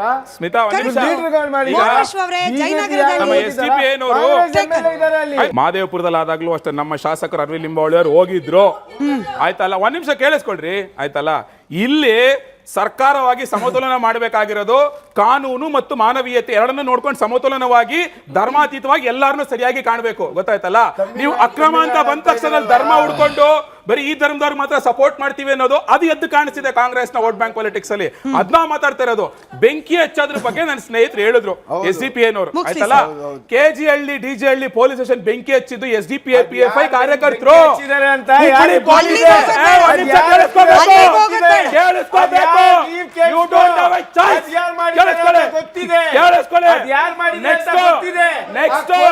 ಹುಬ್ಳಿ ಪೊಲೀಸ್ ಸ್ಟೇಷನ್ ಬೆಂಕಿ ಹಚ್ಚಿದ್ದು SDPI PFI ಕಾರ್ಯಕರ್ತರು. ಒತ್ತುವರಿ ವಿಚಾರಕ್ಕೆ ಬನ್ನಿ ಸರ್. ಸಾಕು.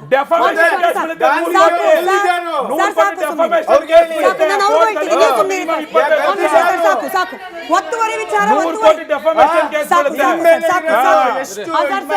ಸಾಕು. ಒತ್ತುವರಿ ವಿಚಾರ ಮಾತನಾಡ್ತಿದೀವಿ. ಅದು ಇಲ್ಲೀಗಲ್ ಆಗಿ ಮನೆಯನ್ನ ಕಟ್ಕೊಂಡವರ ತೆರವು ಕಾರ್ಯಾಚರಣೆ ಅಷ್ಟೇ ಆಗಿದ್ದಿದ್ರೆ ನಾನು ಮತ್ತೊಮ್ಮೆ ಈ ಪ್ರಶ್ನೆನ ಅವ್ರಿಗೂ ಕೇಳಿದ್ದೆ, ಅವ್ರು ಉತ್ತರ ಕೊಡಲಿಲ್ಲ. ನೀವು ಹಾಗೆ ಶಹಬಾಜ್ ಅವರು ಇಬ್ಬರು ಉತ್ತರ ಕೊಡಲಿ. ಯಾಕೆ ಕೇರಳದ ಒಬ್ಬ ರಾಜ್ಯಸಭಾ ಮೆಂಬರು ಓಡಾಡ್ಕೊಂಡು ಬರಬೇಕು? ಅವ್ರ ಹೆಸರೇನು? ರಹೀಂ. ಯಾಕೆ ಬರಬೇಕು? ಕೇರಳದ MLA ಜಲೀಲ್ ಯಾಕೆ ಓಡ್ ಬರಬೇಕು? ಇದು ಕರ್ನಾಟಕದ ರಾಜಧಾನಿ ಬೆಂಗಳೂರಿನಲ್ಲಿ ಕರ್ನಾಟಕ ರಾಜ್ಯ ಸರ್ಕಾರ ಹಾಗೆ ಬೆಂಗಳೂರಿನ ಅಥಾರಿಟಿಗಳು ಕೈಗೊಳ್ತಿರುವ ಕ್ರಮ. ಇಲ್ಲಿ ಕೇರಳ ರಾಜಕಾರಣಿಗಳಿಗೆ ಏನು ಕೆಲಸ? Unless it is an vote bank issue. 100% ನೀವೇನು ಹೇಳಿದ್ರಲ್ಲ, ಅಂದರೆ ಕರ್ನಾಟಕ ಇದೆ ಅಲ್ಲ, ಕರ್ನಾಟಕದಲ್ಲೂ ಇವತ್ತು ಬೆಂಗಳೂರು ಇದೆ ಅಲ್ಲ, ಬಹಳ ನಾವು ಏನು ಬೇರೆ ರಾಜ್ಯಕ್ಕೆ ಕೇರಳ ಸ್ಥಿತಿ ಇದೆ ಅಲ್ಲ, ಬೆಂಗಳೂರಿನಲ್ಲೂ ಅದೇ ಸ್ಥಿತಿ ಇದೆ. ಕೆಲವೊಂದು ಏರಿಯಾದ ಹೇಳಿದ್ರು ನೀವು ಯಾಕೆ ಅಲ್ಲಿಗೆ ಹೋಗಲಿಲ್ಲ ಹಿಂದೂ ಸಂಘಟನೆಯವರು ಅಂತ. ನಮ್ಮ ಹಿಂದೂಗಳು ಗಣೇಶೋತ್ಸವ ಮಾಡಿ ಕೇಸರಿ ಶಾಲ್ ಹಾಕೊಂಡು ಆ ಏರಿಯಾದಲ್ಲಿ ಹೋಗ್ತಾ ಇದ್ರೆ ಅವರಿಗೆ ಗಾಡಿ ಅಡ್ಡ ಇಟ್ಟು ಹೊಡಿತಾರೆ. ಹನುಮಾನ್ ಚಾಲೀಸ್ ಹಾಕೊಂಡು ಮನೆಯಲ್ಲಿ ನಾವು ಹನುಮಾನ್ ಚಾಲೀಸ್, ಅಂಗಡಿಯಲ್ಲಿ ಹನುಮಾನ್ ಚಾಲೀಸ್ ಹಾಕಿದ್ರೆ ಕೆಲವೊಂದು ಏರಿಯಾದಲ್ಲಿ ಅಕ್ಕಪಕ್ಕ ಅವರ ಪ್ರಾಬಲ್ಯ ಇದ್ರೆ ಅವರಿಗೆ ಬಂದು ಏನು ಸಮೇತ ಸಂಘಟನೆ ಬೀದಿಯಲ್ಲಿರೋರು ಎಲ್ಲರೂ ಸೇರ್ಕೊಂಡು ಕಲ್ ತೂರಾಟ ಮಾಡಿ ಹೆಣ್ಣುಮಕ್ಕಳ ಮೇಲೆ ಅತ್ಯಾಚಾರ ಮಾಡಿ ಅವರಿಗೆ ಹೊಡೆಯುವಂತಹ ಮನಸ್ಥಿತಿ ಇವರು ನೋಡಿ. ಇವತ್ತು ಬೆಂಗಳೂರಿನಲ್ಲಿ 100 ರೂಪಾಯಿ 500 ರೂಪಾಯಿ ಕೊಟ್ರೆ ಆಧಾರ್ ಕಾರ್ಡ್ ಸಿಗತ್ತೆ, ವೋಟರ್ ಐ ಡಿ ಸಿಗತ್ತೆ, ಡ್ರೈವಿಂಗ್ ಲೈಸೆನ್ಸ್ ಸಿಗತ್ತೆ. ಇಂತಹ ಸ್ಥಿತಿಯಲ್ಲಿ ಇವತ್ತು ನಾವು ಬೆಂಗಳೂರಿನಲ್ಲಿ ಇದ್ದೇವೆ. ಅಷ್ಟೇ ಅಲ್ಲದೆ ಕೇರಳದ ನೀವು ಹೇಳಿದ್ರಿ, ಯಾಕೆ ಕೇರಳದ ಸಿಎಂ ಬಂದ್ರು ಅಂತ ಹೇಳಿದ್ರೆ ಏನಲ್ಲಿ 30,000 ಜನ ಇದಾರಲ್ಲ ಅಕ್ರಮ ಕೇರಳದವರು. 2015 ಸರ್ ಈಗ ಹೇಳಿದ್ರು, ಕಾಂಗ್ರೆಸ್ ವಕ್ತಾರರೇ ಹೇಳಿದ್ರು 2015 ತನಕ ಅಲ್ಲಿ ಯಾವುದೇ ಮನೆ ಇಲ್ಲ. ದಿಢೀರ್ ಅಂತ ಕೇರಳದವರು ಒಬ್ರು ಬ್ಯಾಕ್ ಟು ಟಾಪಿಕ್ ಇದಕ್ಕೆ ಕಶ್ಯಪ್ ಅವರು ಉತ್ತರ ಕೊಡಬೇಕು. ಆಯ್ತು ಮೇಡಮ್, ತೆಗೆದುಕೊಂಡಿದ್ದಾರೆ. ಈಗ ನೆಕ್ಸ್ಟ್ ಎಲೆಕ್ಷನ್ ಇದೆ, ಹೋಗ್ತಾರೆ ಒಂದಿಷ್ಟು ಜನ ಕೇರಳದಲ್ಲಿ ವೋಟ್ ಹಾಕ್ತಾರೆ, ಬರ್ತಾರೆ, ಮತ್ತೆ ಕೇರಳದಲ್ಲೂ ವೋಟರ್ ಐಡಿ ಇದೆ ಅವರಿಗೆ, ಮತ್ತೆ ಬೆಂಗಳೂರಿಗೆ ಬರ್ತಾರೆ, ಬೆಂಗಳೂರು ಎಲೆಕ್ಷನ್ ಆಗತ್ತೆ, ಈ ಕಾಂಗ್ರೆಸ್ನವರು ಅದೇ ವೋಟ್ ತಕೊಂಡು ಒಟ್ನಲ್ಲಿ ಇವರ ಏನು ವೋಟ್ ರಾಜಕಾರಣದಲ್ಲಿ ಏನು ಬೆಂಗಳೂರು ವ್ಯವಸ್ಥೆ ಇದೆ ಅಲ್ಲ ಪೂರ್ಣ ಹದಗಟ್ಟಿದೆ. ಇಲ್ಲಿ ಹಿಂದೂಗಳು ಒಪ್ಪನ್ನಾಗಿ ಹೇಳ್ಬೋದು. ಶಹಬಾಜ್ ಅವರು ಉತ್ತರ ಕೊಡ್ಲಿ, ಅದಾದ್ಮೇಲೆ ನಂದನ್ ಸರ್ ಕೂಡ ಉತ್ತರ ಕೊಡ್ಲಿ. ಶಹಬಾಜ್ ಅವರೇ, ಸಿಎಂ ಇಬ್ರಾಹಿಂ ಅವರು ಆ ಜಾಗಕ್ಕೆ ಹೋದಾಗ ಹೇಳ್ತಾರೆ, ಕರ್ನಾಟಕದಲ್ಲಿ ಚುನಾವಣೆ ಆಗೋ ಸಂದರ್ಭದಲ್ಲಿ ಕಾಂಗ್ರೆಸ್ನವರು ಐ ಲವ್ ಯು ಮುಸ್ಲಿಂ ಅಂದ್ರು, ಅವ್ರು ಓಟ್ ಹಾಕಿದ್ರು, ಮುಸ್ಲಿಂ ಮರ್ತು ಹೋದ್ರು. ಈ ಕೇರಳದಲ್ಲಿ ಚುನಾವಣೆ ನಡೀತಾ ಇದೆ, ಕೇರಳದವ್ರು ಬಂದ್ಬಿಟ್ಟು ಐ ಲವ್ ಯು ಮುಸ್ಲಿಮ್ಸ್ ಅಂತಿದ್ದಾರೆ. ಹೊಟ್ಟೆ ಉರಿ ರಾಜ್ಯದ ಕಾಂಗ್ರೆಸ್ ನಾಯಕರಿಗೆ. ಹಿಂಗಾಗೇನೆ ಈಗ ಬರ್ತಾ ಇರೋದು. ಅದು ಬಿಟ್ರೆ ಮಾನವೀಯತೆ ಇಲ್ಲ. ಹೇಳಿದ್ ನಾವಲ್ಲ ಸರ್, ಮತ್ ನಮ್ಮ ಮೇಲೆ ಕೇಸ್ ಹಾಕಾರು. ಹೇಳಿರೋದು ಸಿಎಂ ಇಬ್ರಾಹಿಂ ಅವರು. ಹೌದು ಮೇಡಮ್, ನಮ್ಮ ಪಕ್ಷದ ಅಧ್ಯಕ್ಷರು ಅವರು ಹೇಳಿರೋದು. ಇದು ಹೇಳಕ್ಕೆ ಅಲ್ಲಿ ವಿಷಯ ಏನಿತ್ತು ಅಂತ ಫಸ್ಟ್ ತಿಳ್ಕೋಬೇಕು. ಕಾಂಗ್ರೆಸ್ ವಕ್ತಾರರು ಹೇಳಿದ್ರು 3043 ಜಾಗಗಳನ್ನ ನಾವು ಪರಿಶೀಲನೆ 18 ತಿಂಗಳಲ್ಲಿ ಕರೆಕ್ಟ್ ಮಾಡ್ಬಿಡ್ತೀನಿ ಸ್ಮಿತಾ. 18 ತಿಂಗಳಲ್ಲಿ 343 ಎಕರೆ ಇರ್ರೆಸ್ಪೆಕ್ಟಿವ್ ಆಫ್ ದಿ ಪೀಪಲ್ ನಾವು ರಿಕವರಿ ಮಾಡಿದೀವಿ ಬೆಂಗಳೂರು ಅಲೋನ್. ಕರೆಕ್ಟ್ ಆಗಿ ಮಾತಾಡಿ, ಸ್ವಲ್ಪ ಇನ್ಫಾರ್ಮೇಶನ್. ನೀವು ಕರೆಕ್ಟ್ ಮಾಡಿದ್ರಿ, ಥ್ಯಾಂಕ್ ಯು. ಇದು ಹೇಳಿದ್ರು ಇವರು. ಈಗ ಅಲ್ಲಿರೋ ಜಾಗದಲ್ಲಿ ಅಕ್ರಮವಾಗಿ ಇದ್ದಾರೆ ಅಂತ ಅನ್ಕೊಳ್ಳಿ, ಸರಿನಾ? ನನ್ನ ಮನೆನೇ ಇದೆ ಅಲ್ಲಿ, ಈಗ ನನ್ನ ಮನೆ ಮುರಿದು ಬಿಟ್ಟಿದ್ದಾರೆ ಇವರು. ನಾನ್ ಕೇಳೋದು, ಇವರು ಕಾಂಗ್ರೆಸ್ ಸರ್ಕಾರ, ಅಣ್ಣ ನೀವೊಂದು ನಿಮಿಷ ಸುಮ್ನಿರಿ, ಯಾಕಂದ್ರೆ ಕಾಂಗ್ರೆಸ್ ಅವರು ನಮ್ಗೆ ಲೀಸ್ಗೆ ಹಾಕೊಂಡಿದ್ದಾರೆ ಮುಸಲ್ಮಾನರಿಗೆ.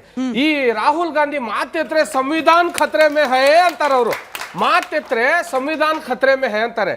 ಈಗ ನಮ್ಮ ರಾಜ್ಯದ ಹಿಂದೂ ಆಗಿರ್ಲಿ, ಮುಸ್ಲಿಮ್ಸ್ ಆಗಿರ್ಲಿ, ದಲಿತ ಆಗಿರ್ಲಿ, SC/ST ಆಗಿರ್ಲಿ, OBC ಆಗಿರ್ಲಿ, ನಾನು ಹೇಳೋದು, ಯಾರಿಗಾದ್ರೂ ಒಂದು ಹೆಣ್ಣು ಮಗುಗೆ ಒಂದು 12 ಗಂಟೆ ಆದ್ಮೇಲೆ ಮನೆಯಿಂದ ಆಚೆ ತಳ್ಳಿ ಯಾರಾದ್ರೂ ನಿಮ್ ಕೈಲಿ ಧೈರ್ಯ ಇದ್ರೆ ಬಾಕ್ಲಾಗ್ತೀರಾ? ಆಗಲ್ಲ. ಅಂತದ್ರಲ್ಲಿ 4 ಗಂಟೆ ರಾತ್ರಿಗೆ ಇವರು ಅಷ್ಟೊಂದು ಧೈರ್ಯ ಇರೋರು ಕಾಂಗ್ರೆಸ್ ಅವರು 4 ಗಂಟೆ ರಾತ್ರಿಗೆ ಹೋಗಿ ಮನೆ ಹೊಡಿತಾರೆ. ಹೊಡೆದಾದ್ಮೇಲೆ ಇವ್ರೇನ್ ಹೇಳಿದ್ರು, IAS ಆಫೀಸರ್ ಅಧಿಕಾರಿನ ನಾವು ನೇಮಕ ಮಾಡಿದೀವಿ ಅಂತ. ಎಲ್ಲಾ ಅಧಿಕಾರಿಗಳಿಗಂತ IAS ಆಫೀಸರ್ಗಳೇ ಮೇಲಧಿಕಾರಿಗಳು. ಯಾಕಂದ್ರೆ ಇವರೇ ಪ್ರಿನ್ಸಿಪಲ್ ಸೆಕ್ರೆಟರಿಗಳಾಗೋದು, ಇವರೇ MLA ಗಳಿಗೆ ಗೈಡ್ ಮಾಡೋದು, MP ಗಳಿಗೆ ಗೈಡ್ ಮಾಡೋದು, CM ಗೆ ಗೈಡ್ ಮಾಡೋದು. ಇದೆಲ್ಲ ಆದಾಗ ಒಂದ್ ನಿಮಿಷ ನಾನು ಹೇಳ್ಬಿಡ್ತೀನಿ. ಈ ತರ ಆಗ್ಬೇಕಾದ್ರೆ ಇದು ಒಂದೇ ಅಲ್ಲ, ವಸೀಂ ಕಾಲೋನಿ ಅಥವಾ ಅಲ್ಲಿ ಕೋಗಿಲೆ ಲೇಔಟ್ ಅದು ಒಂದೇ ಅಲ್ಲ. ಇನ್ನು ಮುಂದಕ್ಕೆ ಸುಭಾಷ್ ನಗರಕ್ಕೆ ಬರ್ತಾರ ಅವರು. ಯಾಕಂತ ಹೇಳಿದ್ರೆ ಸುಭಾಷ್ ನಗರ ಹತ್ರನೂ ಒಂದು ಬೋರ್ಡ್ ಹಾಕಿದ್ದಾರೆ. ಅಲ್ಲಿ ನಮ್ಮ ಕಾರ್ಪೊರೇಟರ್ ನಿಂತಿರೋ ಅಂತವ್ರು ಇರ್ಫಾನ್ ಅಂತ ಹೇಳಿ ಅವ್ರಿಗೆ ಏನ್ ಮಾಡ್ತಾರೆ, ಅಲ್ಲಿ ಜಾಗ ಹಿಡ್ಕೋತಾ ಇದ್ದಾರೆ, ಅಲ್ಲಿ ಬೋರ್ಡ್ ಹಾಕಿ ಹೋಗ್ತಾರೆ. ಅಲ್ಲಿರೋ ಹೆಣ್ಮಕ್ಳಿಗೆ ಲಾಠಿ ಚಾರ್ಜ್ ಮಾಡಿಸ್ತಾರೆ ಇವರು ಕಾಂಗ್ರೆಸ್ನವರು. ಆವಾಗ ನಮ್ಮ ಮುಸಲ್ಮಾನರು ಪ್ರೀತಿ ಇವರಲ್ಲಿ ಇರಲ್ಲ, ಆವಾಗ ನಮ್ಮ ಮುಸಲ್ಮಾನರು ಕರುಣೆ ಇವರಲ್ಲಿ ಇರಲ್ಲ, ಮುಸಲ್ಮಾನರು ಓಟ್ ಬೆಲೆ ಇವರಲ್ಲಿ ಇರಲ್ಲ. ಈಗ ನಡೆಯುವಂತ ಮುಂದಕ್ಕೆ ಇವ್ರು ಏನ್ ಹೇಳಿದ್ರು, ಇಷ್ಟು ಎಕರೆ ನಾವು ಪರಿಶೀಲಿಸಿದೀವಿ ಅಂತ ಹೇಳಿ, ಇಷ್ಟರಲ್ಲೂ ಕೂಡ ಕೃಷ್ಣ ಬೈರೇಗೌಡ್ರನ್ನ ತಕೊಂಡು ಇವ್ರೇನು ಪ್ರಾಪರ್ಟಿ ಬಿಸ್ನೆಸ್ ಮಾಡಕ್ ಕೊಟ್ಟಿದಾರ, ಮನೆ ಇರೋರ್ಗೆ ಮನೆ ಹೊಡೆದಾಕ್ಬಿಟ್ಟು ಕಟ್ಟಕ್ ಕೊಡದೆ ಆಗದೆ ಇರುವಂತವ್ರು. 18 ಬಾರಿ ಅಧಿಕಾರಿಗಳು ಅವ್ರಿಗೆ ರಿಕ್ವೆಸ್ಟ್ ಮಾಡ್ಕೊಂಡಿದ್ದಾರೆ, ಈ ಜಾಗ ಯೋಗ್ಯವಲ್ಲ ಜನರು ವಾಸ ಮಾಡಿಕ್ಕೆ ಅಂತ. ಹಾಗಾಗಿ ನಾವು ಇವ್ರು ಯಾವಾಗ ಅಲ್ಲಿ ನಮ್ಮ ಮಾತಿಗೆ ಇದು ಮನ್ನಣೆ ಕೊಡ್ಲಿಲ್ವೋ ಅಧಿಕಾರಿಗಳ ಮಾತಿಗೆ ತೆರವು ಮಾಡಿದ್ದಾರೆ. 18 ಬಾರಿ ನೋಟಿಸ್. ಒಂದು ನಿಮಿಷ ಪ್ಲೀಸ್ ಮೇಡಮ್, 4 ಗಂಟೆ ರಾತ್ರಿ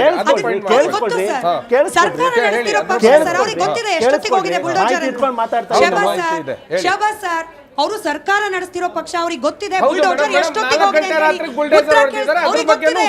ಕಳಿಸಿರೋದು ಅವರೇ ಸರ್ 4 ಗಂಟೆಗೆ. ಅವ್ರಿಗೆ ಗೊತ್ತಿದೆ, ಉತ್ತರ ಕೊಡ್ತಿದ್ದಾರೆ, ಕೇಳಿಸ್ಕೊಳ್ಳಿ. 18 ಸಲ ನೋಟಿಸ್ ಹೋಗಿದೆ, ಯಾರು ಜಾಗ ಕದಲಿಲ್ಲ. ಹೋಗ್ಬಿಟ್ಟು ರಿಕ್ವೆಸ್ಟ್ ಮಾಡಿದ್ದಾರೆ, ಇಲ್ಲಿ ನಿಮ್ಗೆ ಯಾರ್ಯಾರು ಅರ್ಹರಿದ್ದೀರೋ ನಿಮ್ಗೆ ಬೇರೆ ವ್ಯವಸ್ಥೆ ಮಾಡ್ಕೊಡ್ತೀವಿ ಅಂತ ಹೇಳಿದಾರೆ ಅವಾಗ್ಲೂ ಅಧಿಕಾರಿಗಳು. ಯಾರು ಇವ್ರ ಮಾತಿಗೆ ಮನ್ನಣೆ ಕೊಡ್ಲಿಲ್ಲ, ಅಲ್ಲಿ ನೀವು ಕಳ್ಸಿ ನೋಡಿ, ಅಲ್ಲಿ ಯಾರು ಮನುಷ್ಯರು ವಾಸ ಮಾಡ್ಬೋದಾ?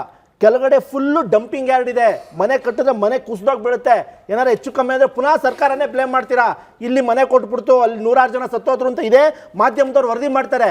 ಆ ಅನಾಹುತ ತಪ್ಸಕ್ಕೆ ನಾವು ಈ ಕೆಲಸ ಮಾಡಿದೀವಿ ಹೊರತು ಬೇರೆ ಉದ್ದೇಶಕ್ಕಲ್ಲ. ಹಾಗಾಗಿ ನಾವು ನಾನೀಗ ಆಡಿಯನ್ಸ್ಗೆ ಕೇಳ್ತೀನಿ, ಈಗ ನಡೀತಾ ಇರೋ ಈ ಘಟನೆ ಒಂದು 10 ಸೆಕೆಂಡ್ ಇನ್ನೊಂದು ಬೇಕು ನನಗೆ. ಕಾಂಗ್ರೆಸ್ ಸರ್ಕಾರದ ಇವತ್ತಿನ ಪರಿಸ್ಥಿತಿ ನೆನೆಸ್ಕೊಂಡ್ರೆ ನನಗೊಂದು ಹಾಡು ನೆನಪಾಗ್ತಾ ಇದೆ. ಹಾಡ್ಬಿಡ್ತೀನಿ, ಅಲ್ಲ ಹಾಡ್ಬಿಡ್ತೀನಿ, ಕೇಳಿಸ್ಕೊಳ್ಳಿ. ಅಲ್ಲ ಇವ್ರಿಗೂ ಕೇಳಿಸ್ಕೊಳ್ಳಿ.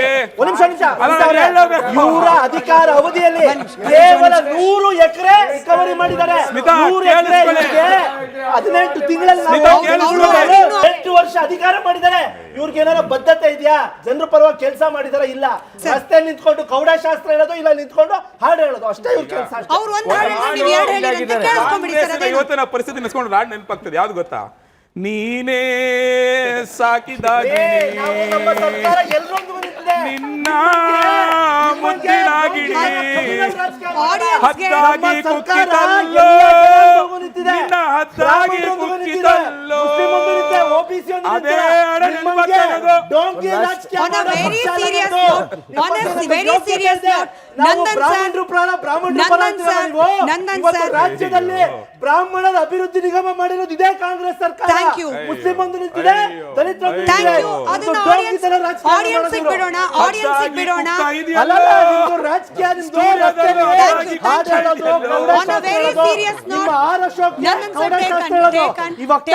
ನಿಂತ್ಕೊಂಡು ಹಾಡು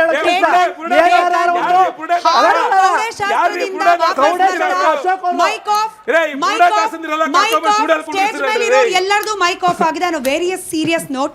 ಕೌಡೆಶಾಸ್ತ್ರನೋ ಹಾಡೋ ಗೊತ್ತಿಲ್ಲ, ಬೀದಿಗೆ ಬಂದಿರೋದು ಬಡ ಕುಟುಂಬಗಳು. ಆ ಬಡ ಕುಟುಂಬಗಳ ಬದುಕಲ್ಲೂ ಕೂಡ ರಾಜಕಾರಣ ನಡೀತಾ ಇದೆ ಅನ್ನೋದಂತೂ ಕಣ್ಣಿಗೆ ರಾಚ್ತಾ ಇದೆ. ಹೌದು ಅಲ್ವಾ ಅನ್ನೋದನ್ನ ನಾನು ಜನರನ್ನು ಕೇಳ್ತೀನಿ.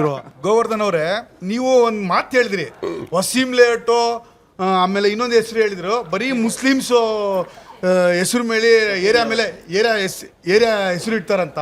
ನಾನು ಒಂದು ಮಾತು ಕೇಳ್ತೀನಿ, ಫಕೀರ್ ಅಂದ್ರೆ ಗೊತ್ತಾ ನಿಮ್ಗೆ? ಇರಿ, ಫಕೀರ್ ಮಾನ ಮೀನಿಂಗ್ ಗೊತ್ತಾ ನಿಮ್ಗೆ? ಏನಂದ್ರೆ ಫಕೀರ್ ಅಂದ್ರೆ ಏನ್ ಮೀನಿಂಗು? ಫಕೀರ್ ಅಂತ ಹೇಳಿದ್ರೆ ಅವರು ಭಿಕ್ಷೆ ಬೇಡ್ಕೊಂಡು ಧರ್ಮ ಪ್ರಸಾರ ಮಾಡ್ತಕ್ಕಂಥದ್ದು. ಅವ್ರ ಹೆಸರು ಫಕೀರ್ ಕಾಲೋನಿ ಬಂದಿದೆ. ಅವರು ಹೈದರಾಬಾದ್ ಇಂದ ಬಂದು ಅಲ್ಲಿ ನೆಲೆಸಿದ್ದಾರೆ. ಅದನ್ನು ವಸೀಂ ಕಾಲೋನಿ ಅಂತ ಹೆಸರು ಹೆಂಗ್ ಬಂತು? ಅದು ಹೆಂಗ್ ಬಂತು ಅದನ್ನ ಹೇಳ್ರಿ. ಸರ್, ನಾನು ಮೊದಲು ಒಂದು ಮಾಧ್ಯಮದಿಂದ ಹೇಳಿದ್ದೆ, ನಮ್ಮ ಮನೆ ಜಗಳ ನಮ್ಮ ಮನೆಯಲ್ಲೇ ಇರಬೇಕು, ಬೇರೆಯವ್ರಿಗೆ ತಲುಪಿಸ್ಬಾರ್ದು ಅಂದ್ಬಿಟ್ಟು. ಆ ಥರ ತಲುಪಿಸೋದಾದರೆ ಬೇರೆ ಯಾರಾದರೂ ಬಂದು ರಾಜಕೀಯ ಮಾಡ್ತಾ ಅಂತ ಇದೇ ಒಂದು ಮಾಧ್ಯಮದಲ್ಲಿ ನಾನು ಹೇಳಿದ್ದೀನಿ. ಇವಾಗ ಈ ಅಣ್ಣಾರು ಹೇಳಿದ್ರು, ಬೊಮ್ಮನಹಳ್ಳಿ ಕಡೆ ಯಾರೋ ಈ ಥರ ಮಾಡಿದ್ರು ಬಡವ್ರಿಗೆ ಅಂದ್ಬಿಟ್ಟು. ಆ ಕಡೆನೂ BJPನೇ ಸತೀಶ್ ರೆಡ್ಡಿ ಅನ್ನೋರು ಅಲ್ವಾ? ನೀವು ಅದು ಅವರ ಬಗ್ಗೆನೇ ಹೇಳಿದ್ದು ಅಲ್ವಾ? ಕಶ್ಯಪ್ ಅವ್ರಿಗೆ ಪ್ರಶ್ನೆ. ಪದೇ ಪದೇ ಕೇಂದ್ರ ಸರ್ಕಾರದ ಹಸ್ತಕ್ಷೇಪ ಅನ್ನೋ ಕಾಂಗ್ರೆಸ್ ಪಕ್ಷ ಇಲ್ಲಿ ಆಡಳಿತ ನಡೆಸ್ತಾ ಇರೋ ಸಂದರ್ಭದಲ್ಲಿ ಕೇರಳ ರಾಜ್ಯದಿಂದ ಬಂದು ರಾಜಕಾರಣಿಗಳು ಹಸ್ತಕ್ಷೇಪ ಮಾಡ್ತಿರುವಾಗ ಅದಕ್ಕೆ ರೆಸಿಪ್ರೋಕೋಟ್ ಆಗೋ ರೀತಿಯಲ್ಲಿ ವರ್ತನೆ ಮಾಡ್ತಿರೋದು ಯಾಕೆ ಸರ್? ನೋಡಿ, ನಮಗೆ ಹೈಕಮಾಂಡ್ ಅವರು ಏನಾರ ಒಂದು ಫೀಡ್ಬ್ಯಾಕ್ ಕೊಟ್ಟಾಗ ಅದನ್ನು ನಾವು ಕೇಳ್ತೀವಿ, ಏನು ಅದ್ರ ವಿಚಾರ ಮಾತಾಡ್ತೀವಿ. ಫೈನಲ್ ಡಿಸಿಷನ್ ತಗೋಬೇಕಾಗಿರೋದು ಸರ್ಕಾರ, ಮುಖ್ಯಮಂತ್ರಿಗಳು, ಉಪಮುಖ್ಯಮಂತ್ರಿಗಳು. ಅವ್ರು ಏನು ಹೇಳಿದಾರೆ ಕೇಳ್ತೀವಿ. ಅದ್ರ ಬಗ್ಗೆ ನಿರ್ಧಾರ ಮಾಡುವುದು, ಫೈನಲ್ ನಿರ್ಧಾರ ನಮ್ಮ ಮುಖ್ಯಮಂತ್ರಿಗಳು, ಸರ್ಕಾರ. ಹಂಗೆ ಹೇಳಿದ ತಕ್ಷಣ ನಾವೇನು ನಿರ್ಧಾರ ಮಾಡ್ಬಿಟ್ಟಿದೀವಿ, ಅಪ್ರೂವ್ ಮಾಡ್ಬಿಟ್ಟಿದೀವಿ, ಫೈನಲ್ ಆಗಿ ಅವ್ರು ಹೇಳಿದ್ ಕೇಳ್ಬಿಟ್ಟಿದೀವಿ ಅಂತ ಅರ್ಥಲ್ಲ. ಸಲಹೆ ಸೂಚನೆಗಳು ಕೊಡ್ತಾರೆ, ಎಲ್ಲ ಪಕ್ಷದೊಂದಿಗೂ ಕೊಡ್ತಾರೆ. ಇವಾಗ BJPಲಿ ಹೆಂಗಾಗಿದೆ, ಜಿ ಹುಜೂರ್ ಮಾಸ್ಟರ್ಗಳು. ಮೋದಿ ಎದ್ದೇಳ್ಬೇಕು ಅಂದ್ರೆ ಇಲ್ಲಿ ರಾಜ್ಯದ ಸಂಸದರು ಎದ್ದೇಳ್ತಾರೆ, ಕೂತ್ಕೊಳ್ಳಿ ಅಂದ್ರೆ ಕೂತ್ಕೋತಾರೆ.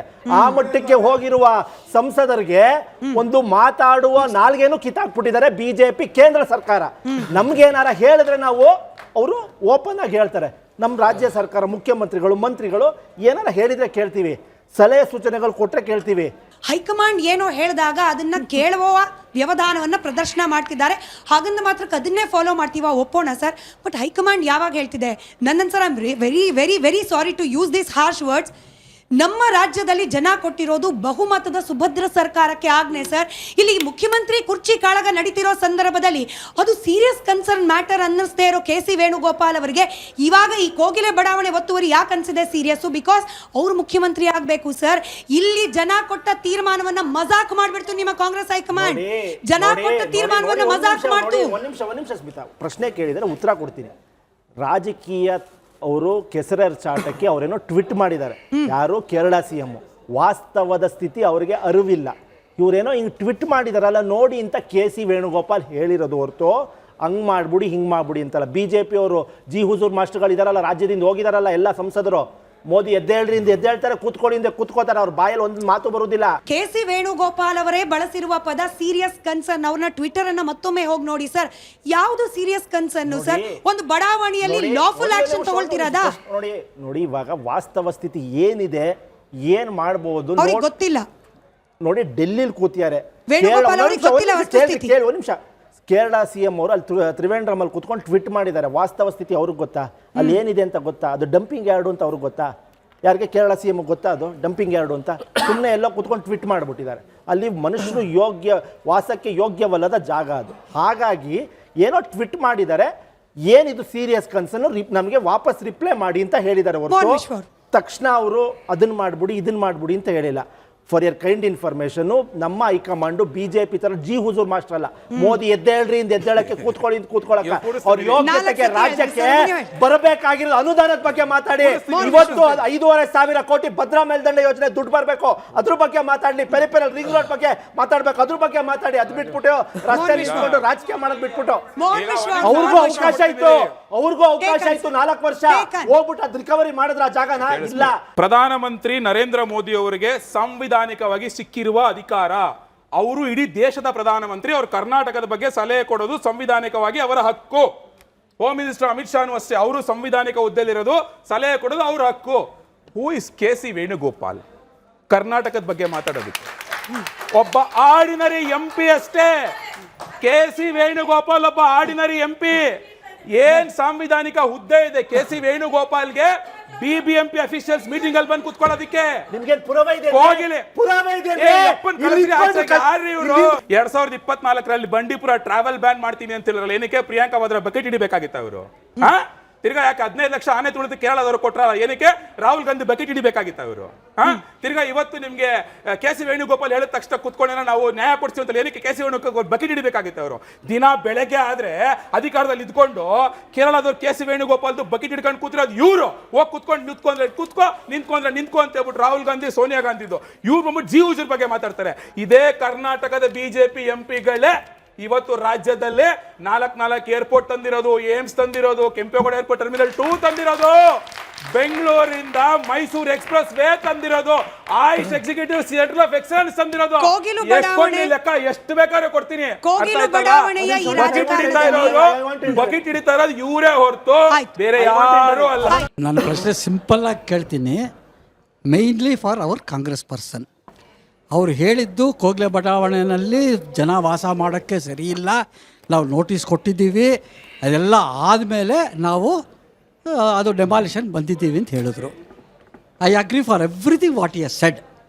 ನನ್ನ ಪ್ರಶ್ನೆ, ಇವತ್ತು ಅವ್ರಿಗೆ ಬೇರೆ ಜಾಗ ಕೊಡೋದು ಅಂತ ಹೇಳೋದು, ಮುಂಚೆ ಯಾಕೆ ಬೇರೆ ಜಾಗ ಕೊಟ್ಟು ಡೆಮಾಲಿಷನ್ಗೆ ಬರಲಿಲ್ಲ?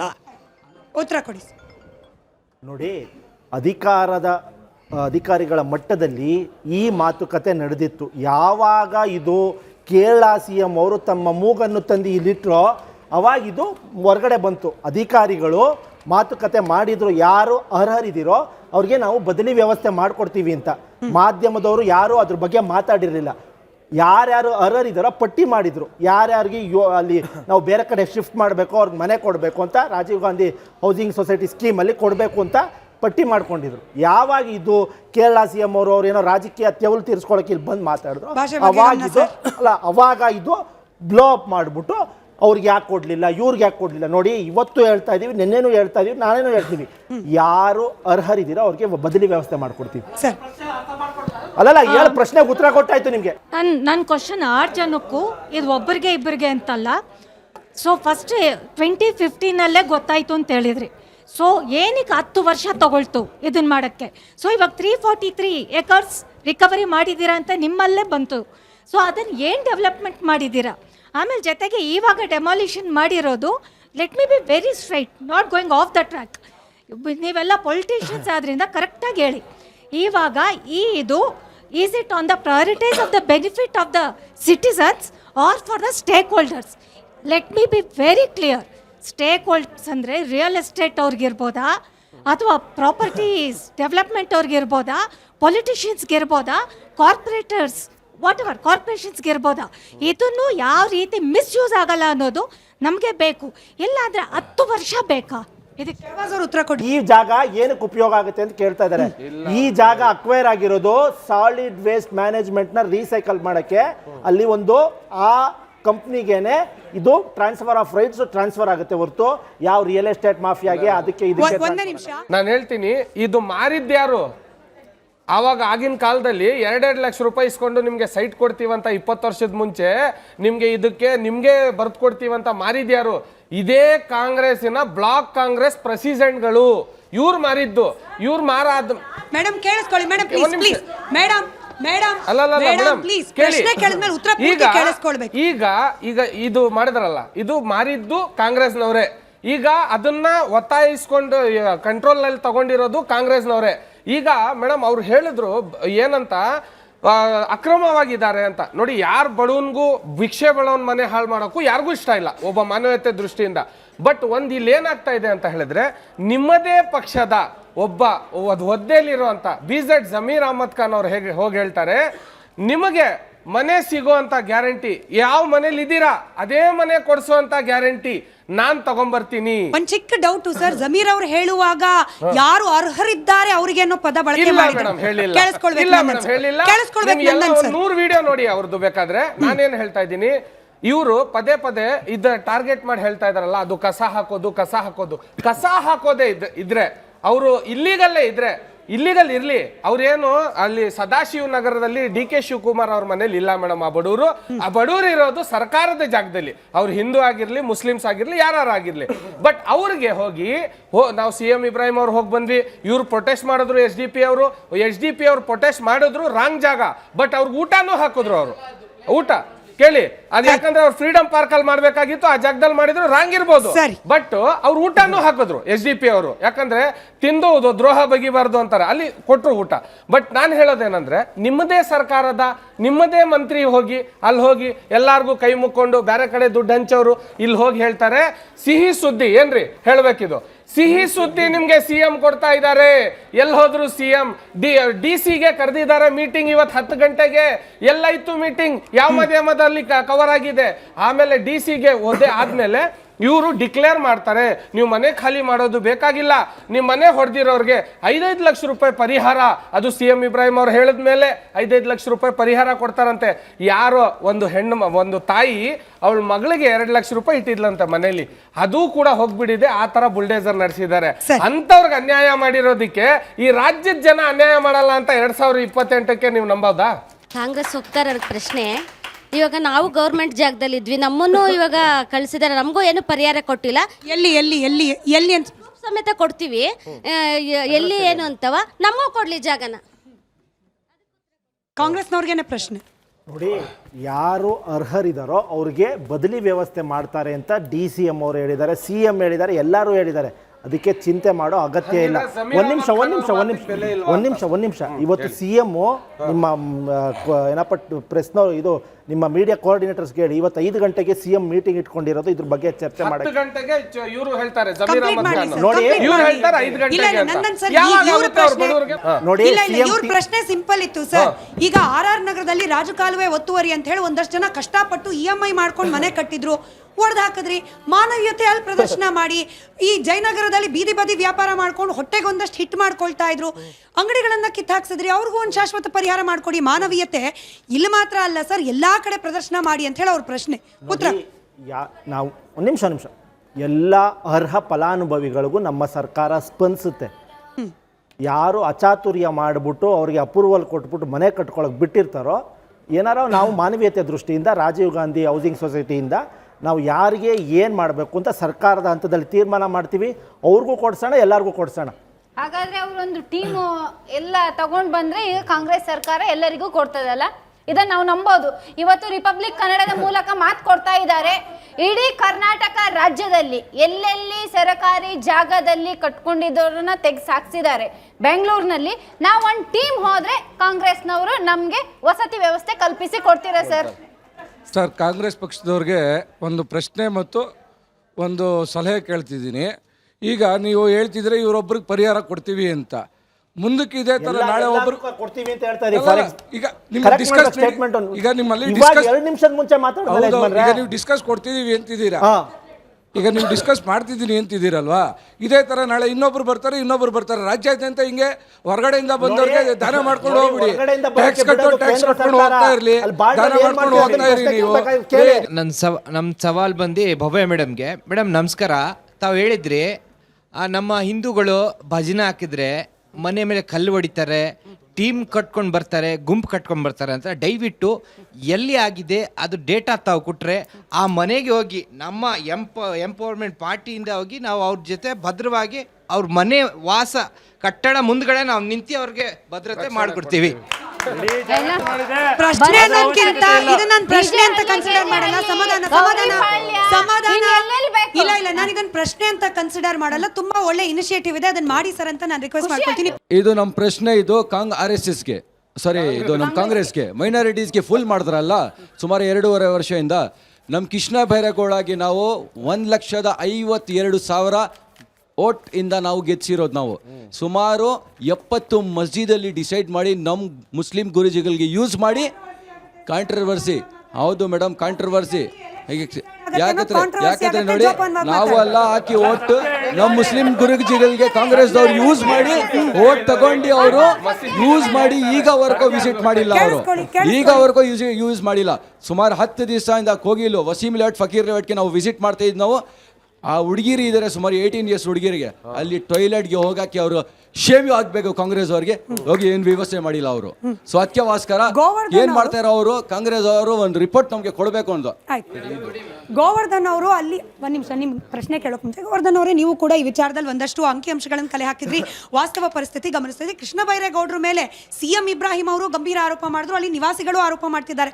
ಅವ್ರ ರೋಲ್ ಏನಿತ್ತು ಇಲ್ಲಿ, ಏನ್ ಮಾಡ್ತಿಲ್ಲ ಅನ್ನೋದು, ಅದಕ್ಕೆ ಆಮೇಲೆ ನಂದನ್ ಸರ್ ಉತ್ತರ ಕೊಡಿ. ಅಲ್ಲ, ಈಗ ಈ ಕಾಂಗ್ರೆಸ್ ಅವ್ರಿಗೆ ಏನಾಗಿದೆ, ಯಾವುದೋ ಅಕ್ರಮ ಬಡಾವಣೆ ಯಾರಿದಾರೋ ಹೊಡೆದಾಕ್ಬಿಡೋಣ ಅಂತೇಳಿ ಹೊಡೆದಾಕ್ಬಿಟ್ಟಿದ್ದಾರೆ.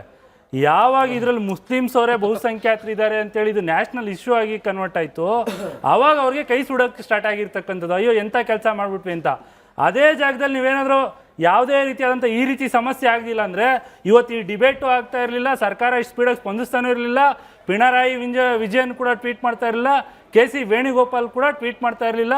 ಇನ್ನೇನು ಕೆಲವೇ ಕ್ಷಣಗಳಲ್ಲಿ ರಾಹುಲ್ ಗಾಂಧಿ, ಸೋನಿಯಾ ಗಾಂಧಿ, ಪ್ರಿಯಾಂಕಾ ಗಾಂಧಿ ಕೂಡ ಫೋನ್ ಮಾಡಿದ್ರೂ ಆಶ್ಚರ್ಯ ಇಲ್ಲ. ಇದೆಲ್ಲ ಕೇವಲ ಏನು ಅಂತ ಹೇಳಿದ್ರೆ ವೋಟ್ ಬ್ಯಾಂಕ್ನ ರಾಜಕಾರಣಕ್ಕೋಸ್ಕರ ಮಾಡ್ತಾ ಇರ್ತಕ್ಕಂಥದ್ದು. ಇವರು ಹೇಳಿದ್ರು ಈಗ ನಾವು ಯಾರ್ಯಾರು ಅರ್ಹರು ಇದ್ದೀರೋದು, ಅರ್ಹರು ಅಂತ ಹೇಳಿದ್ರೆ ಏನು ಮಾನದಂಡ ಅಂತೇಳಿ ಹೇಳಬೇಕು. ಅವ್ರು BPL ಕಾರ್ಡ್ ಹೋಲ್ಡರ್ ಇರಬೇಕಾ, ಇಷ್ಟು ವರ್ಷದಿಂದ ಅವ್ರು ಮತದಾರರಾಗಿರ್ಬೇಕಾ, ಅಥವಾ ಕೇವಲ ಮುಸಲ್ಮಾನರು ಅನ್ನೋ ಅರ್ಹತೆ ಇರಬೇಕಾ, ಇದನ್ನ ಕನ್ಫರ್ಮ್ ಆಗಿ ಪರ್ಟಿಕ್ಯುಲರ್ ಆಗಿ ಹೇಳಬೇಕು. ಯಾವ್ದು ಅರ್ಹತೆ ಅಂತೇಳಿ. ಬಡವರು ಅಂತ ಯಾವುದೇ ಜಾತಿ ಇರಲಿ, ಯಾವುದೇ ಧರ್ಮ ಇರಲಿ, ಅವ್ರು ತುಂಬ ವರ್ಷದಿಂದ ಇದ್ದಾರೆ, ಅವ್ರು ನಿರ್ಗತಿಕರಿದ್ದಾರೆ ಅಂತೇಳಿ ಕೊಡ್ತೀವಿ ಅಂತ ಹೇಳ್ತಾರ, ಅದನ್ನ ಎಲ್ಲರೂ ಸಹಕಾರ ಕೊಡ್ತೀವಿ. ಅದ್ರ ಜೊತೆಗೆ ಇಡೀ ರಾಜ್ಯದಲ್ಲಿ ಎಲ್ಲೆಲ್ಲೇ ಈ ರೀತಿ ನಿರ್ಗತಿಕರಿಗೆ ತೊಂದರೆ ಆಗಿದೆ ಅವ್ರಿಗೂ ಸಹ ಪರಿಹಾರ ಕೊಡ್ತಾರ.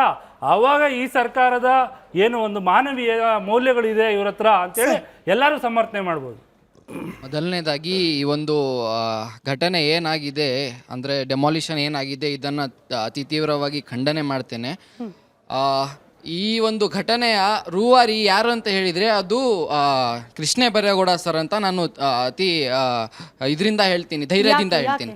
ಹಾಂ ಮೇಡಮ್, ಯಾಕೆ ಅಂತ ಹೇಳಿದರೆ ಇದೇ ಕೃಷ್ಣ ಬೈರೇಗೌಡ ಸರ್ ಅವರು ಅದ್ಯಾವುದೋ ದೊಡ್ಡ ದೊಡ್ಡ ಪ್ರದೇಶಗಳಲ್ಲಿ ರೋಡಲ್ಲಿ ಏನು ಕೆಲಸಗಳನ್ನು ಮಾಡಿಸ್ತಾರಲ್ಲ ಆ ಸಿಬ್ಬಂದಿಗಳಿಗೆ ಹೋಗಿ ಆವಾಜನ್ನು ಹಾಕಿದ್ರ, ಒಳ್ಳೇದು ಹಾಕಿದ್ರು, ಅವರು ಕೆಲಸ ಮಾಡ್ತಾ ಇಲ್ಲ ಹಾಕಿದ್ದೀರಾ. ಆದರೆ ಈ ಒಂದು ಪ್ರಕರಣ ಆಗಿ ಸುಮಾರು 8-9 ದಿನ ಆಗಿದೆ ಮೇಡಮ್. ಇದುವರೆಗೂ ಶಾಸಕರಿಗೆ ಹೃದಯ ಅನ್ನೋದಿಲ್ವಾ? ಅವರು ಭೇಟಿ ಮಾಡ್ಬೋದಾಗಿತ್ತು, ಅವರ ಪೂರ್ತಿ ಅವರ ಡೆಲಿಗೇಷನ್ ತಂಡವನ್ನು ಕರ್ಕೊಂಡು ಭೇಟಿ ಮಾಡ್ಬೋದಾಗಿತ್ತು. ಯಾವ ದೊಡ್ಡ ವಿಷಯ ಅವರಿಗೆ ಅಂತ ನಾನು ಪ್ರಶ್ನೆಯನ್ನ ಮಾಡ್ತಾ ಇದ್ದೇನೆ. ಸರಿ, ಇದನ್ನ ಮತ್ತೊಂದು ವಿಷಯ, ತುಂಬಾ ಜನ ಇದ್ದಾರೆ ಮಾತಾಡಕ್ಕೆ. ಇದನ್ನ ನೇರವಾಗಿ ಕೃಷ್ಣ ಬೈರೇಗೌಡರು ನೋಡ್ತಾ ಇದ್ರೆ ಅಥವಾ ನೋಡಿಲ್ಲ ಅಂದ್ರೆ ನನ್ನ ಸರ್ ದಯಮಾಡಿ ಹೋಗಿ ಹೇಳಿ, ಅಲ್ಲಿನ ನಿವಾಸಿಗಳ ಕೋರಿಕೆ ಇದು. ವೋಟ್ ಹಾಕುವಾಗ ನಾವು ಬೇಕಾಗಿತ್ತು, ಬೀದಿಗೆ ಬಂದಾಗ ಬೇಡವಾ ಅಂತ ಹೇಳಿ ದಯಮಾಡಿ ಅವ್ರಿಗೆ ಪುರ್ಸೊತ್ ಮಾಡ್ಕೊಂಡು ಹೋಗಕ್ಕೆ ಹೇಳಿ ಸರ್. ಮುಂದಿನ ಪ್ರಶ್ನೆ, ನಿಮ್ MP ಅವ್ರು ಬಂದ್ಬಿಟ್ಟು ಆ ಜಾಗಕ್ಕೆ MP ಅವ್ರು ಬಂದು ಶೋಭಾ ಕರಂದ್ರಾಜ್ ಅವ್ರು ಎಷ್ಟು ಸ್ಟೇಟ್ಮೆಂಟ್ ಕೊಟ್ರು? ಅವರು ಬರೀ ಮುಸ್ಲಿಮ್ಸಿಗೊಂದೇ, ಹಿಂದೂಗೊಂದೇ ಅಲ್ಲ MP, ಎಲ್ಲರಿಗೂ ಸೇರಿ MP-ನೇ ಅವರು. ಅವ್ರು ಏನು ಸ್ಟೇಟ್ಮೆಂಟ್ ಕೊಟ್ರ? ನೀವುಗಳು ಎಷ್ಟು ಲೀಡರ್ಸ್ಗಳು ಬಂದ್ಬಿಟ್ಟು ಸ್ಟೇಟ್ಮೆಂಟ್ ಕೊಟ್ಟಿದ್ರೆ ಇಲ್ಲ ಆ ಜಾಗಕ್ಕೆ ಹೋಗಿದ್ದಾರೆ? ಲೆಕ್ಕ ಕೊಡಿ ಮೇಡಮ್. ನಮ್ಮ ಪಕ್ಷದ ಸ್ಟ್ಯಾಂಡ್ ವೆರಿ ಕ್ಲಿಯರ್ ಈ ವಿಚಾರದಲ್ಲಿ, ಆಯ್ತಲ್ಲ? ಅಕ್ರಮ ವಿಚಾರ ಅಂತ ಬಂದಾಗ ಜಾತಿ ಧರ್ಮ ಅನ್ನೋದು ಬರಲ್ಲ, ಸರ್ಕಾರ ಅದ್ರ ಕೆಲಸ ಅದು ಮಾಡಬೇಕು. ಅಟ್ ದ ಸೇಮ್ ಟೈಮ್ ಮಾಡ್ಬೇಕಾದ್ರೆ ಅಕ್ರಮ ಮಾನವೀಯತೆ ಎರಡನ್ನೂ ಬ್ಯಾಲೆನ್ಸ್ ಮಾಡುವಂತ ಕೆಲಸ ಮಾಡ್ಬೇಕಷ್ಟೇ. ಇದನ್ನ ನಮ್ಮ ನಾಯಕರು ಹೇಳಿರೋದು. ಇವತ್ತು ಡೆಮೊಲೇಷನ್ ಆಗಿರ್ತಕ್ಕಂಥದ್ದು, ಇವತ್ತು ಕಾಂಗ್ರೆಸ್ ಸರ್ಕಾರ ಅಂತಕ್ಕಂಥ ತೊಟ್ಲು ತೂಗೋದು ಅದೇ, ಮಗು ಜಿಂಟೋದು ಅದೇ ಕೆಲಸ ಇವತ್ತು ಮಾಡಿರ್ತಕ್ಕಂಥದ್ದು.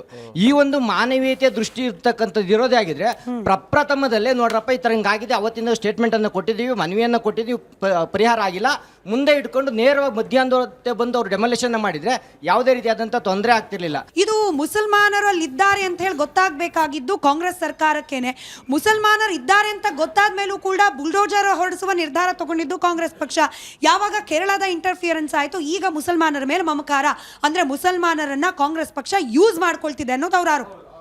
ನೋಡಿ ಮೇಡಮ್, ಕಾಂಗ್ರೆಸ್ ಸರ್ಕಾರ ಬಂದ್ಬಿಟ್ಟು ಮುಸಲ್ಮಾನರಿಗೆ ಯೂಸ್ ಮಾಡಿರೋದು 100%. 70 ವರ್ಷದಿಂದ ಕಾಂಗ್ರೆಸ್ ಸರ್ಕಾರ, ಯಾರು CM ಇರಲಿ, ಯಾರು ಪ್ರೈಮ್ ಮಿನಿಸ್ಟರ್ ಇರಲಿ, ಕಾಂಗ್ರೆಸ್ ಇರುವಾಗ ಅವರು ಯೂಸ್ ಮಾಡಿರೋದೆ. ಇವ್ರು ಯೂಸ್ ಮಾಡ್ತಾ ಇರಲಿಲ್ಲ ಅಂದರೆ ಏನೇನು ಇವರು ನಮಗೆ ಬೇಡಿಕೆಗಳು ವಾದವನ್ನು ಮಾಡಿದ್ವಿ. ರೀಸೆಂಟ್ಲಿ BJP ಅವರು 2B ರಿಸರ್ವೇಷನ್ನು ನಮ್ಮಿಂದ ಕಿತ್ಕೊಂಡ್ರು. ಇವ್ರು ಹೇಳಿದರು ಎಲೆಕ್ಷನ್ ಟೈಮ್ನಲ್ಲಿ 2B ರಿಸರ್ವೇಷನ್ ನಾವು ಗೆದ್ದ ತಕ್ಷಣ, ಸರ್ಕಾರ ಕೂತ್ಕೊಂಡ ತಕ್ಷಣ ನಾವು ಕೂತ್ಕೊಂಡು ಫಸ್ಟ್ ಕ್ಯಾಬಿನೆಟ್ ಮೀಟಿಂಗ್ನಲ್ಲಿ ನಾವು ನಿಮ್ಮ ರಿಸರ್ವೇಷನ್ ರಿವೋಕ್ ಮಾಡ್ತೀವಿ ಅಂತ. 2.5 ವರ್ಷ ಆಯಿತು ಸ್ವಾಮಿ, ಎಲ್ಲಿದೆ ನಮ್ಮ 2B ರಿಸರ್ವೇಷನ್ ಹೇಳಿ. ಇನ್ನೊಂದು ಪ್ರಶ್ನೆ ಉತ್ತರ ಕೊಟ್ಬಿಡ ಸ್ಮಿತಾ ಅವರೇ. BJP SDP ಅವರು ದಕ್ಷಿಣ ಕನ್ನಡದಲ್ಲಿ ಎಷ್ಟು ಗ್ರಾಮ ಪಂಚಾಯತಿ, ಎಷ್ಟು ಪಟ್ಟಣ ಪಂಚಾಯತಿಯಲ್ಲಿ ಬಾಯ್ ಮಾಡ್ಕೊಂಡು ಅಧಿಕಾರ ನಡೆಸ್ತೀರ ಅಂತ ಅದ್ರ ಫಸ್ಟ್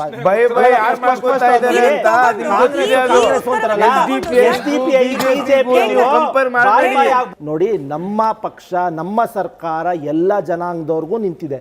ಎಲ್ಲ ಜನಾಂಗದವ್ರಿಗೂ ನಾವು ಒಂದು ಪಾಲಿಸಿ ಮಾಡಿದ್ವಿ. ಎಲ್ಲ ಜನಾಂಗದವ್ರಿಗೂ ಅದೇ ಜನಾಂಗದವ್ರು ಹೇಳ್ತಿರೋದು ಆಗಿಲ್ಲ ಅಂತ. ಅದೇ SDP ಅವರು ಜಾಂಡೀಸ್ ರೋಗದಿಂದ ಬಳಲ್ತಾರೆ. ನೋಡಿ, ಜಾಂಡೀಸ್ ರೋಗದಿಂದ ಬಳಲ್ತಿರೋ ಏನು ಗೊತ್ತಿಲ್ಲ, ಸರ್ಕಾರ ಏನ್ ಮಾಡಿದೆ, ಏನಾಗಿದೆ ಇಲ್ಲ ಅನ್ಸುತ್ತೆ. ಇವಾಗ ನೀವು ಹೇಳಿದ್ರಿ ಆನೆ ತುಳಿದಾಟದಾಗ್ಲಿ ಅಥವಾ ಕೇರಳದಲ್ಲಿ ಏನೇ ಸಮಸ್ಯೆಗಳಾಗ್ಲಿ ಇಲ್ಲಿ ಅವ್ರು ಪ್ರೆಷರ್ ಹಾಕ್ತಾ ಇದ್ದಾರೆ ಅಂತ. ನನ್ನ ಪ್ರಶ್ನೆ ಅದ್ರ ಜೊತೆಗೆ ಇನ್ನೊಂದು ಪಾಯಿಂಟ್ ಆ್ಯಡ್ ಆಗುತ್ತೆ. ಧರ್ಮಸ್ಥಳದ ಕೇಸ್ದಲ್ಲಿ ಕೇರಳ ಗೌರ್ಮೆಂಟ್ ಅವರು ನಮಗೆ ಕೊಡಿ ಇನ್ವೆಸ್ಟಿಗೇಷನ್ಗೆ ಪೊಲೀಸ್ ಅವರು ಅಂತ ಹೇಳಿದ್ರು. ಇವಾಗ ಇಲ್ಲಿ ಡೆಮಾಲಿಷನ್ ಅಲ್ಲಿ ಕೇರಳ ಗೌರ್ಮೆಂಟ್ ಅವರು ಎಂಟ್ರಿ ಆಗ್ತಿದ್ದಾರೆ. ಪ್ರತಿ ಸಾರಿನೂ ಕರ್ನಾಟಕದಲ್ಲಿ ಕಾಂಗ್ರೆಸ್ ಪಕ್ಷ ಆಡಳಿತ ಮಾಡ್ತಿದ್ದಾಗ ಏನಕ್ಕೆ ಕೇರಳ ಗೌರ್ಮೆಂಟ್ ಅವರು ಇಂಟರ್ಫಿಯರ್ ಆಗ್ತಾನೆ ಇರ್ತಾರೆ ಪ್ರತಿಯೊಂದರಲ್ಲೂ. ನೋಡಿ, ಕಾನೂನು ಸುವ್ಯವಸ್ಥೆ ನಾವು ಅಧಿಕಾರಿಗಳು ಎಲ್ಲ ಪಾಲಿಸ್ಕೊಂಡು ಮಾಡ್ತಾ ಇದ್ದಾರೆ. ಯಾವ ಇಂಟರ್ಫೆನ್ಸು ಇಲ್ಲ, ಯಾವ ಕೇರಳ ಪಾಲಿಟಿಕ್ಸು ಇಲ್ಲ, ಯಾವ ಹೈಕಮಾಂಡು ಇಲ್ಲ. ನಮ್ಮ ಮುಖ್ಯಮಂತ್ರಿಗಳು, ಉಪಮುಖ್ಯಮಂತ್ರಿಗಳು, DK ಶಿವಕುಮಾರು, ಸಿದ್ದರಾಮಯ್ಯ ಸಾಹೇಬರು ಅವರು ಕಾನೂನು ರೀತಿಯಲ್ಲಿ ಏನು ಗೌರವಿಸಬೇಕೋ ಎಲ್ಲರಿಗೂ ಒಂದೇ ಕಾನೂನು. ಅವ್ರು ಹಂಗೆ ಮಾಡಿದ್ರು, ಇವ್ರು ಹಂಗೆ ಮಾಡಿದ್ರು ಅಂತ ನಾವು ರೆಸಿಪ್ರೊಕೇಟ್ ಮಾಡೋ ಅವಶ್ಯಕತೆ ನಮಗಿಲ್ಲ. ನಾವು ಮಾಡೋದೂ ಇಲ್ಲ. ಅವ್ರು ಮಾಡಿದ್ರು ಅಂತ ತಕ್ಷಣ ನಾವೇನಾದ್ರು ಕೇರಳದವ್ರನ್ನ ಬಂದು ಬಿಟ್ಬಿಟ್ಟಿದ್ದೀವ? ಅವೆಲ್ಲ ಆಸ್ಪದ ಕೊಡಲ್ಲ. ಸುಮ್ಮನೆ ಇಲ್ಲಿ ಕೂತ್ಕೊಂಡು ಏನೋ ಮಾತಾಡಬೇಕು ಅಂತ ಅವಶ್ಯಕತೆ ಇಲ್ಲ. ನಾನು ಹೇಳ್ತಾ ಇರೋದು ಏನು ಗೊತ್ತಾ ನಿಮಗೆ, ಅಲ್ಲಿ ಫಕೀರ್ ಲೇಔಟಲ್ಲಿ ಮಾಡಿರೋವಂಥದ್ದು ಸರಿನಾ? ನಿಮಗೆ ಸರಿ ಅನಿಸ್ತಾ ಇದೆಯಾ? ಒಂದು ಮಾನವೀಯತೆಯಿಂದ, ಒಂದು ಮನುಷ್ಯರ ರೂಪದಿಂದ ನಾನು ಕೇಳ್ತಾ ಇರೋದು. ಎಲ್ಲರೂ ಸಾಯಬೇಕು, ಅಲ್ಲಿರೋರು ಮನುಷ್ಯರೇ, ಇಲ್ಲೂ ಇರೋರು ಮನುಷ್ಯರೇ ಅಲ್ವಾ? ಹೇಳಿ, ಇವಾಗ ಫಕೀರ್ ಲೇಔಟಲ್ಲಿ ಮಾಡಿರೋವಂಥದ್ದು ನಿಮಗೆ ಸರಿ ಅನಿಸಿದ್ರೆ ನನಗೆ ಹೇಳಿ. ಆಯ್ತು, ಉತ್ತರ ಕೊಡ್ಲಿ. ಯಾರು ಉತ್ತರ ಕೊಡ್ಬೇಕು ಅದನ್ನು ಹೇಳ್ಬಿಡಿ. ಅದಾದ್ಮೇಲೆ ಮೋಹನ್. ನೋಡಿ, ಮಾನವೀಯತೆ ದೃಷ್ಟಿಯಿಂದ ಅರ್ಹರಿಗೆ ನಾವು ಸೂರನ್ನು ಕೊಡ್ತೀವಿ ಅಂತ CM ಅವ್ರು ಹೇಳಿದ್ದಾರೆ. ಅದರಲ್ಲಿ 2 ಮಾತಿಲ್ಲ. ಪ್ರಶ್ನೆ ಕೇಳಿದ್ದೀರಾ, ಉತ್ತರ ಕೊಟ್ಟಿದ್ದೀವಿ. ನೋಡಿ, ಅರ್ಹರು ಯಾರು ಅರ್ಹರಿದ್ದಾರೆ ಅವ್ರು ಕೊಟ್ಟೇ ಕೊಡ್ತೀವಿ ಅಂತ CM ಹೇಳಿದ್ದಾರೆ. ನಿಮ್ಮ ಪ್ರಶ್ನೆಗೆ ಉತ್ತರ ಬಂದಿದೆ ಅಷ್ಟೇ. ನೋಡಿ, ಅಕ್ರಮಕ್ಕೆ ನಾನು ಆಗ್ಲೇ ಹೇಳಿದೆ, ಅಕ್ರಮಕ್ಕೆ ಜಾತಿ ಧರ್ಮ ಅನ್ನೋದು ಏನೂ ಇಲ್ಲ. ಅಟ್ ದ ಸೇಮ್ ಟೈಮ್ ಕಾನೂನು ಮಾನವೀಯತೆ ಎರಡನ್ನೂ ಬ್ಯಾಲೆನ್ಸ್ ಮಾಡ್ಕೊಳ್ಳಿ. ಎಲ್ಲಾ ಧರ್ಮದವ್ರಿಗೂ ನೀವು ಆಗ್ಲೇ ಹೇಳ್ದಂಗೆ ಎಲ್ಲೆಲ್ಲಿ 343 ಎಕರೆ ಎಂಕ್ರೋಚ್ಮೆಂಟ್ ಡೆಮಾಲಿಷ್ ಮಾಡಿದಿರ ಗೊತ್ತಾ, ಎಲ್ಲರಿಗೂ ನಾಳೆ ಬೆಳಗ್ಗೆ ಪರಿಹಾರ ಕೊಡುವಂತ ಕೆಲಸ ಮಾಡಿ. ಇದನ್ನ ನಮ್ಮ ಆಗ್ರಹ. ಮೇಡಮ್, ಮಾನವೀಯತೆ ನೋಡ್ಲಿಕ್ಕೆ ಹೋದ್ರೆ ಹಾಗೆ ಎಲ್ಲರೂ ಬರ್ತಾರೆ. ನೆಕ್ಸ್ಟ್ ಇದು ನಾವು ಹೇಳ್ತೀವಿ JCB ಅಂತ, ಜನತಾದಳ, ಕಾಂಗ್ರೆಸ್, BJP ಇವರೆಲ್ಲ ಒಂದೇ ಹಾವು ದೇಹ, 3 ತಲೆ. ಇವ್ರ ಮೇಲೆ ಅಪರಾಧ ಮಾಡೋದು, ಅವ್ರ ಮೇಲೆ ಅಪರಾಧ ಮಾಡೋದು. ಒಬ್ಬ ವ್ಯಕ್ತಿಗೆ ಅಪರಾಧಿ ಇದ್ದರೆ ಅವ್ನಿಗೆ ನೇಣು ಹಾಕೋ ಸಮಯದಲ್ಲಿ ಅವ್ನು ಕೊನೆ ಆಸೆ ಕೇಳ್ತಾರೆ, ಏನಪ್ಪ ನಿನ್ನ ಕೊನೆ ಆಸೆ ಇದೆ ಅಂದ್ಬಿಟ್ಟು. ಇಲ್ಲಿ ಫಕೀರ್ ಲೇಔಟಲ್ಲಿ ಯಾರು ಕೊನೆ ಆಸೆ ಅವ್ರು ಕೇಳಿದ್ದಾರೆ. ರಾತ್ರಿ ಶುಕ್ರವಾರ ಕೊನೆಯಾಗಿ ಒಳ್ಳೆ ಊಟ ಮಾಡಿರೋದು ಒಂದು, ಅವ್ನು ರಾತ್ರಿ ಶುಕ್ರವಾರ ನಿದ್ದೆ ಮಾಡಿರೋದು ಒಂದು ಒಳ್ಳೆಯದು. ಬೆಳಗ್ಗೆ 4:30-5 ಗಂಟೆಗೆ ಅವರು ಸುಖಾನೆ ಹೋಯ್ತು. ನೀವೆಲ್ಲ ಹೋಗಿದ್ರಿ ಸರ್? ನಾವು ಮೂರು ಸತಿ KRS ಪಕ್ಷದವ್ರು ಹೋಗಿ ಅಲ್ಲ ಅಲ್ಲಿ ಮಾಡಿದ್ವಿ, ಹೋಗಿದ್ವಿ, ನಾವು ಹೋಗಿದ್ವಿ, ಅಲ್ಲಿ ತಕ್ಷಣ ಕೇಳಿದ್ವಿ ಅಲ್ಲಿ ಬಡವರಿಗೆ. ಅವರೆಲ್ಲ ಹೇಳ್ತಾ ಇದ್ದಾರೆ ನಾವು ಶುಕ್ರವಾರ ಮಾತ್ರ ಒಳ್ಳೆ ಊಟ ಮಾಡ್ತಿದ್ರು, ರಾತ್ರಿ ಬೆಳಗ್ಗೆ ಶನಿವಾರವರೆಗೂ 6 ಗಂಟೆಗೆ ಎಲ್ಲ ನಾಶ ಆಗ್ಬಿಡ್ತು.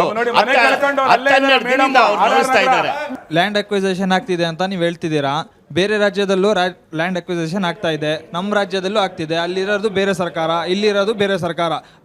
ಇವು ಎರಡರ ಮಧ್ಯದಲ್ಲಿ ಬಡವರಿಗೆ ಮಾತ್ರ ತೊಂದರೆ ಆಗ್ತಿದೆ. ಅದ್ರ ಬಗ್ಗೆ ನೀವೆಲ್ಲ ಯಾರು ಚರ್ಚೆ ಮಾಡ್ತಾ ಇಲ್ಲ. ಬರೀ ನಿಮ್ಮ ಪ್ರಕಾರ ಅವ್ರು ನಿಮ್ಗೆ ಟೀಕೆ ಮಾಡೋದು, ನೀವು ಅವ್ರಿಗೆ ಟೀಕೆ ಮಾಡ್ತಿದ್ದೀರಾ.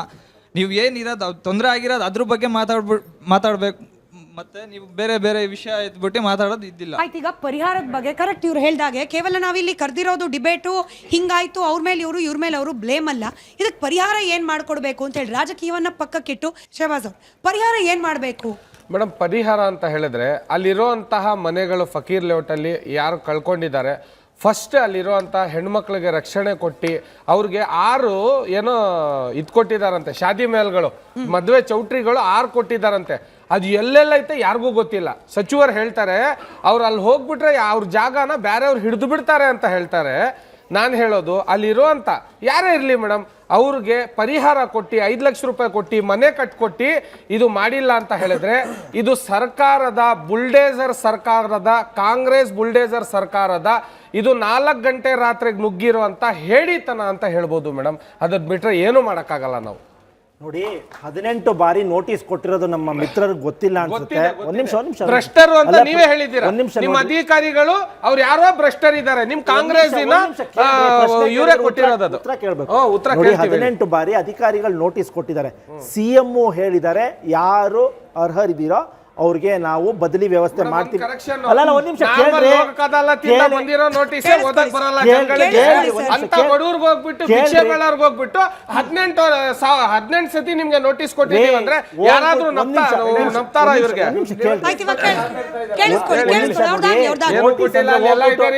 ನಮ್ಮ ಸ್ನೇಹಿತರು ತಗೊಂಡ್ಬಂದಿದ್ದಾರೆ, ದಾಖಲೆ ಇದೆ, ನಿಮ್ಮ ಹತ್ರ ಏನ್ ದಾಖಲೆ ಇದೆ? ಇಲ್ಲಿ ನೋಡ್ರಿ, ಇಲ್ಲಿ ಎಲ್ಲ ದಾಖಲೆ ಇದೆ.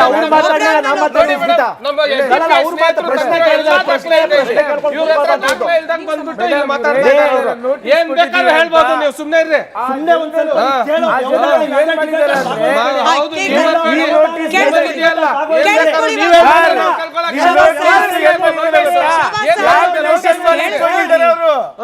ಕೇಳಿಸ್ಕೊಳ್ಳಿ, ಅವ್ರು ಉತ್ತರ ಕೊಡುವ ಕೇಳಿಸ್ಕೊಳ್ಳಿ.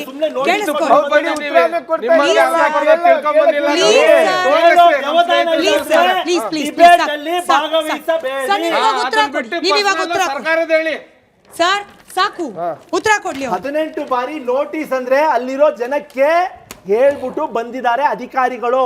ನೋಡಿ, ನೀವಿರುವುದು ಒಂದು ಗಾರ್ಬೇಜ್ ಡಂಪಿಂಗ್ ಯಾರ್ಡ್ ಅಲ್ಲಿ, ನೀವು ಇಲ್ಲಿದ್ರೆ ನಿಮ್ಗೆ ಒಂದು ಅಪಾಯ, ದಯವಿಟ್ಟು ನೀವು ಖಾಲಿ ಮಾಡಿ, ನಿಮ್ಗೆ ಬದಲಿ ವ್ಯವಸ್ಥೆ ಅರ್ಹರಿಗೆ ಮಾಡ್ಕೊಡ್ತೀವಿ ಅಂತ ಅಧಿಕಾರಿಗಳು 18 ಬಾರಿ ಹೇಳಿದ್ದಾರೆ. ಇಲ್ಲಿ SDP ಅವರು ಇನ್ನೊಬ್ರು ಮುಖಂಡರು ಇಲ್ಲಿ ರಾಜಕೀಯ ಮಾತಾಡ್ಕೊಂಡು ಅವ್ರನ್ನ 18 ಬಾರಿ ಹೇಳೋದೇ ಬೇಡ.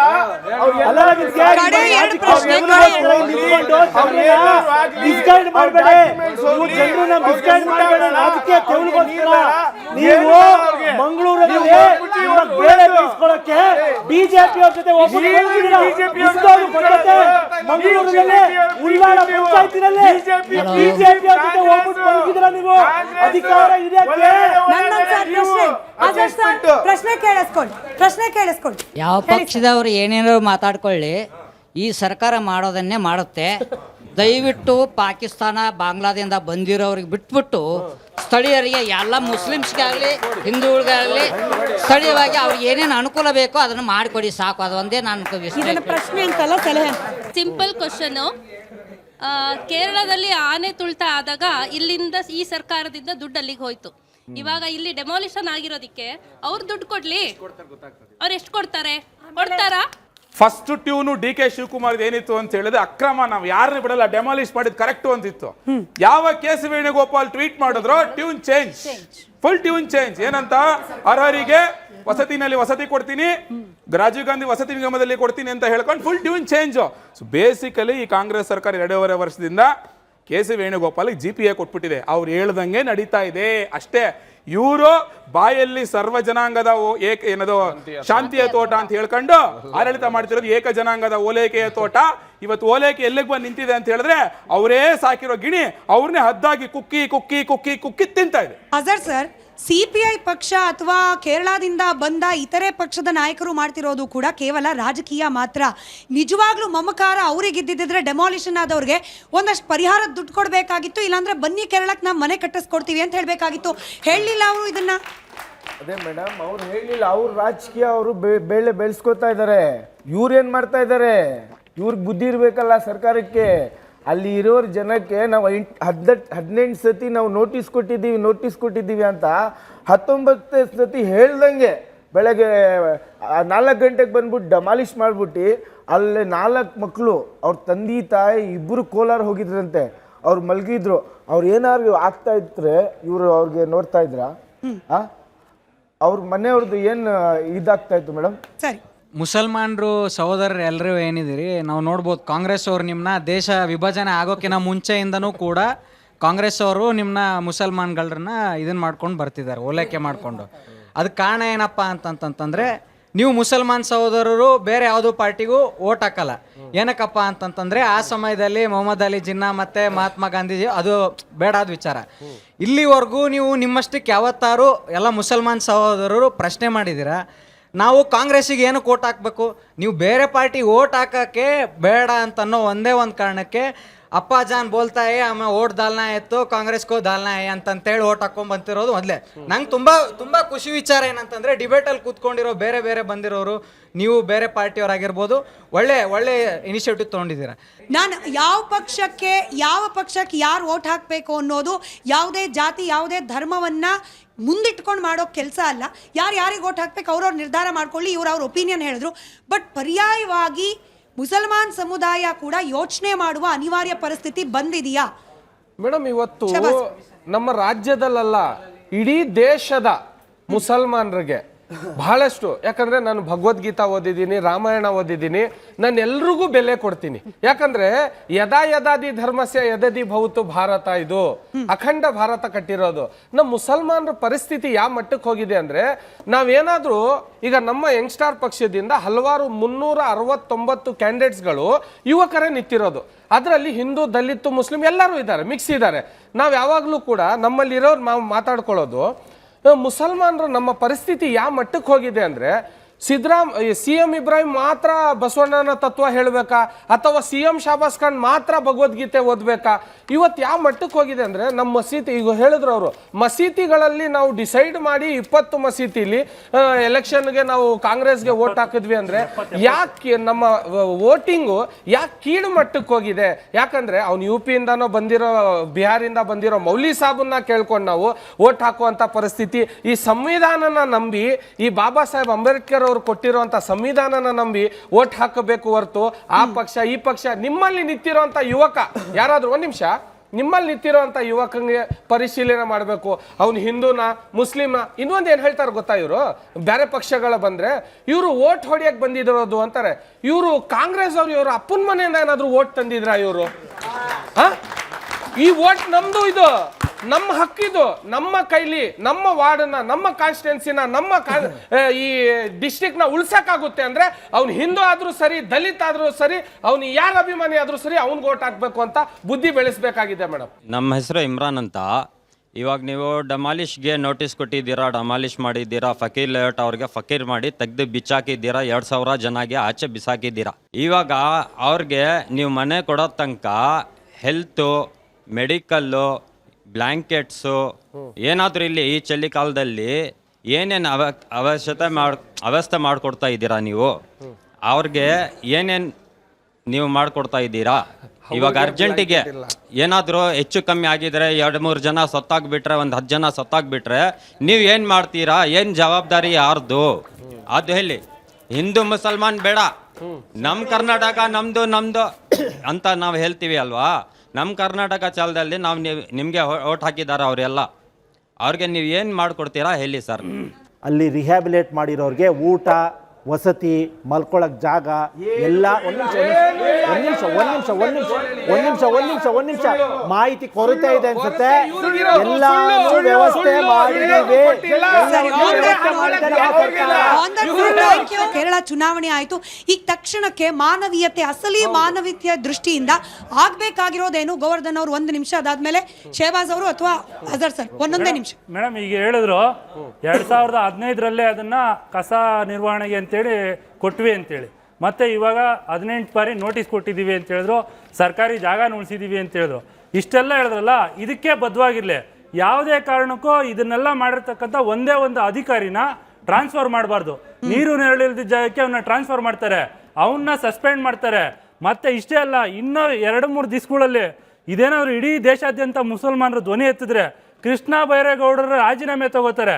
ಇದನ್ನ ಬರ್ದಿಟ್ಕೊಳ್ರಿ. ಈ ಕೆಲಸನ ಕಾಂಗ್ರೆಸ್ ಅವರು ಮಾಡೇ ಮಾಡ್ತಾರೆ. ಇವರು ಇವರು ಏನು ನಿಯಮಗಳನ್ನು ಪಾಲಿಸಿ ಇವತ್ತು ಹೊಡೆದಾಕಿದ್ದಾರೆ, ಅದಕ್ಕೆ ಬದ್ಧವಾಗಿರಬೇಕು. ಇಲ್ವಾ ನಾವು ಮಾಡಿರೋ ತಪ್ಪು ಅಂತ ಹೇಳಿದ್ರೆ ಇವಾಗೇ ವೇದಿಕೆಯಲ್ಲಿ ಹೇಳಬೇಕು. 2 ಡಬಲ್ ಸ್ಟ್ಯಾಂಡ್ ಇವ್ರು ಹೇಳ್ತಾ ಇರ್ತಕ್ಕಂಥದ್ದು. ನಾವು ಸರ್ಕಾರಿ ಜಾಗ ಉಳಿಸಿದೀವಿ ಅಂತ ಒಂದ್ ಕಡೆ ಹೇಳ್ತಾರೆ, ಮತ್ತೊಂದ್ ಕಡೆ ಹೇಳ್ತಾರೆ ಇವ್ರ ಅಧಿಕಾರಿಗಳನ್ನೆಲ್ಲ ತಪ್ಪು ಮಾಡಿದ್ದಾರೆ ಅಂತ ಇವರೇ ಇದೇ ಆಗಬಾರ್ದು. ಪರಿಹಾರ ಏನಾಗಬೇಕು ನೋಡಿ ಮೇಡಮ್, ಎಷ್ಟು ಮನೆಗಳು ಇವಾಗ ಧ್ವಂಸ ಮಾಡಿದ್ದಾರೆ ಇಲ್ಲಿಗಲ್ ಆಗಿ. ಇವ್ರು ಇಲ್ಲಿಗಲ್ ಆಗಿ ಮಾಡಿರೋದು. ಇವಾಗ ಅವ್ರು ಇಲ್ಲಿಗಲ್ ಆಗಿ ಇದ್ರೋ ಏನೋ ಅದು ಹಾಳೋಗ್ಲಿ. ಅವರಲ್ಲಿ 20-30 ವರ್ಷದಿಂದ ಹಿಂದೂ ಆಗಲಿ, ಮುಸ್ಲಿಂ ಆಗಲಿ, ಕ್ರಿಶ್ಚಿಯನ್ ಯಾವ ಜಾತಿ ಅದಾಗಲಿ ಅವ್ರ ಮನುಷ್ಯರು. ಅವ್ರಿಗೆ ಎಷ್ಟು ಜನದು ಮನೆ ಇವ್ರು ಧ್ವಂಸ ಮಾಡಿದ್ದಾರೆ ಅಷ್ಟು ಅವ್ರಿಗೆ ಮನೆಗಳನ್ನು ಕೊಟ್ಕೊಡ್ಬೇಕು. ಬರೀ ಹೇಳ್ಕೊಂಡು ತಿರುಗಿದ್ರೆ ನಾವು ನಂಬೋದಿಲ್ಲ. ಅವ್ರಿಗೆ ಇವ್ರ ಸೈಟು ಅಲಾಟ್ ಮಾಡೋ ತನಕ ನಮ್ಮ ಹೋರಾಟ ಇರುತ್ತೆ, ನಾವು ಹೋರಾಟ ಮಾಡ್ತೇವೆ.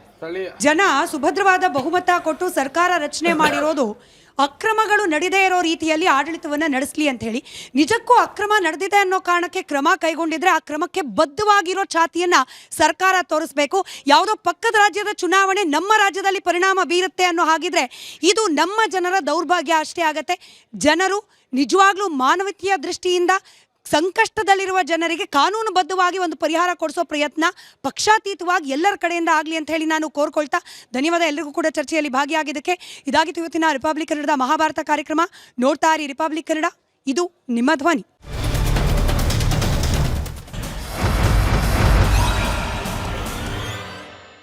ಚಹಾದ ಅಸಲಿ ಟೇಸ್ಟ್ MDHD+ ನಿಂದಲೇ ಬರುತ್ತೆ. ಗಂಟು ಕಟ್ಟಿಕೋ ಲವಂಗ, ಹಸಿರು ಏಲಕ್ಕಿಯಿಂದ ತುಂಬಿದ MDHD+ ಮಸಾಲೆ.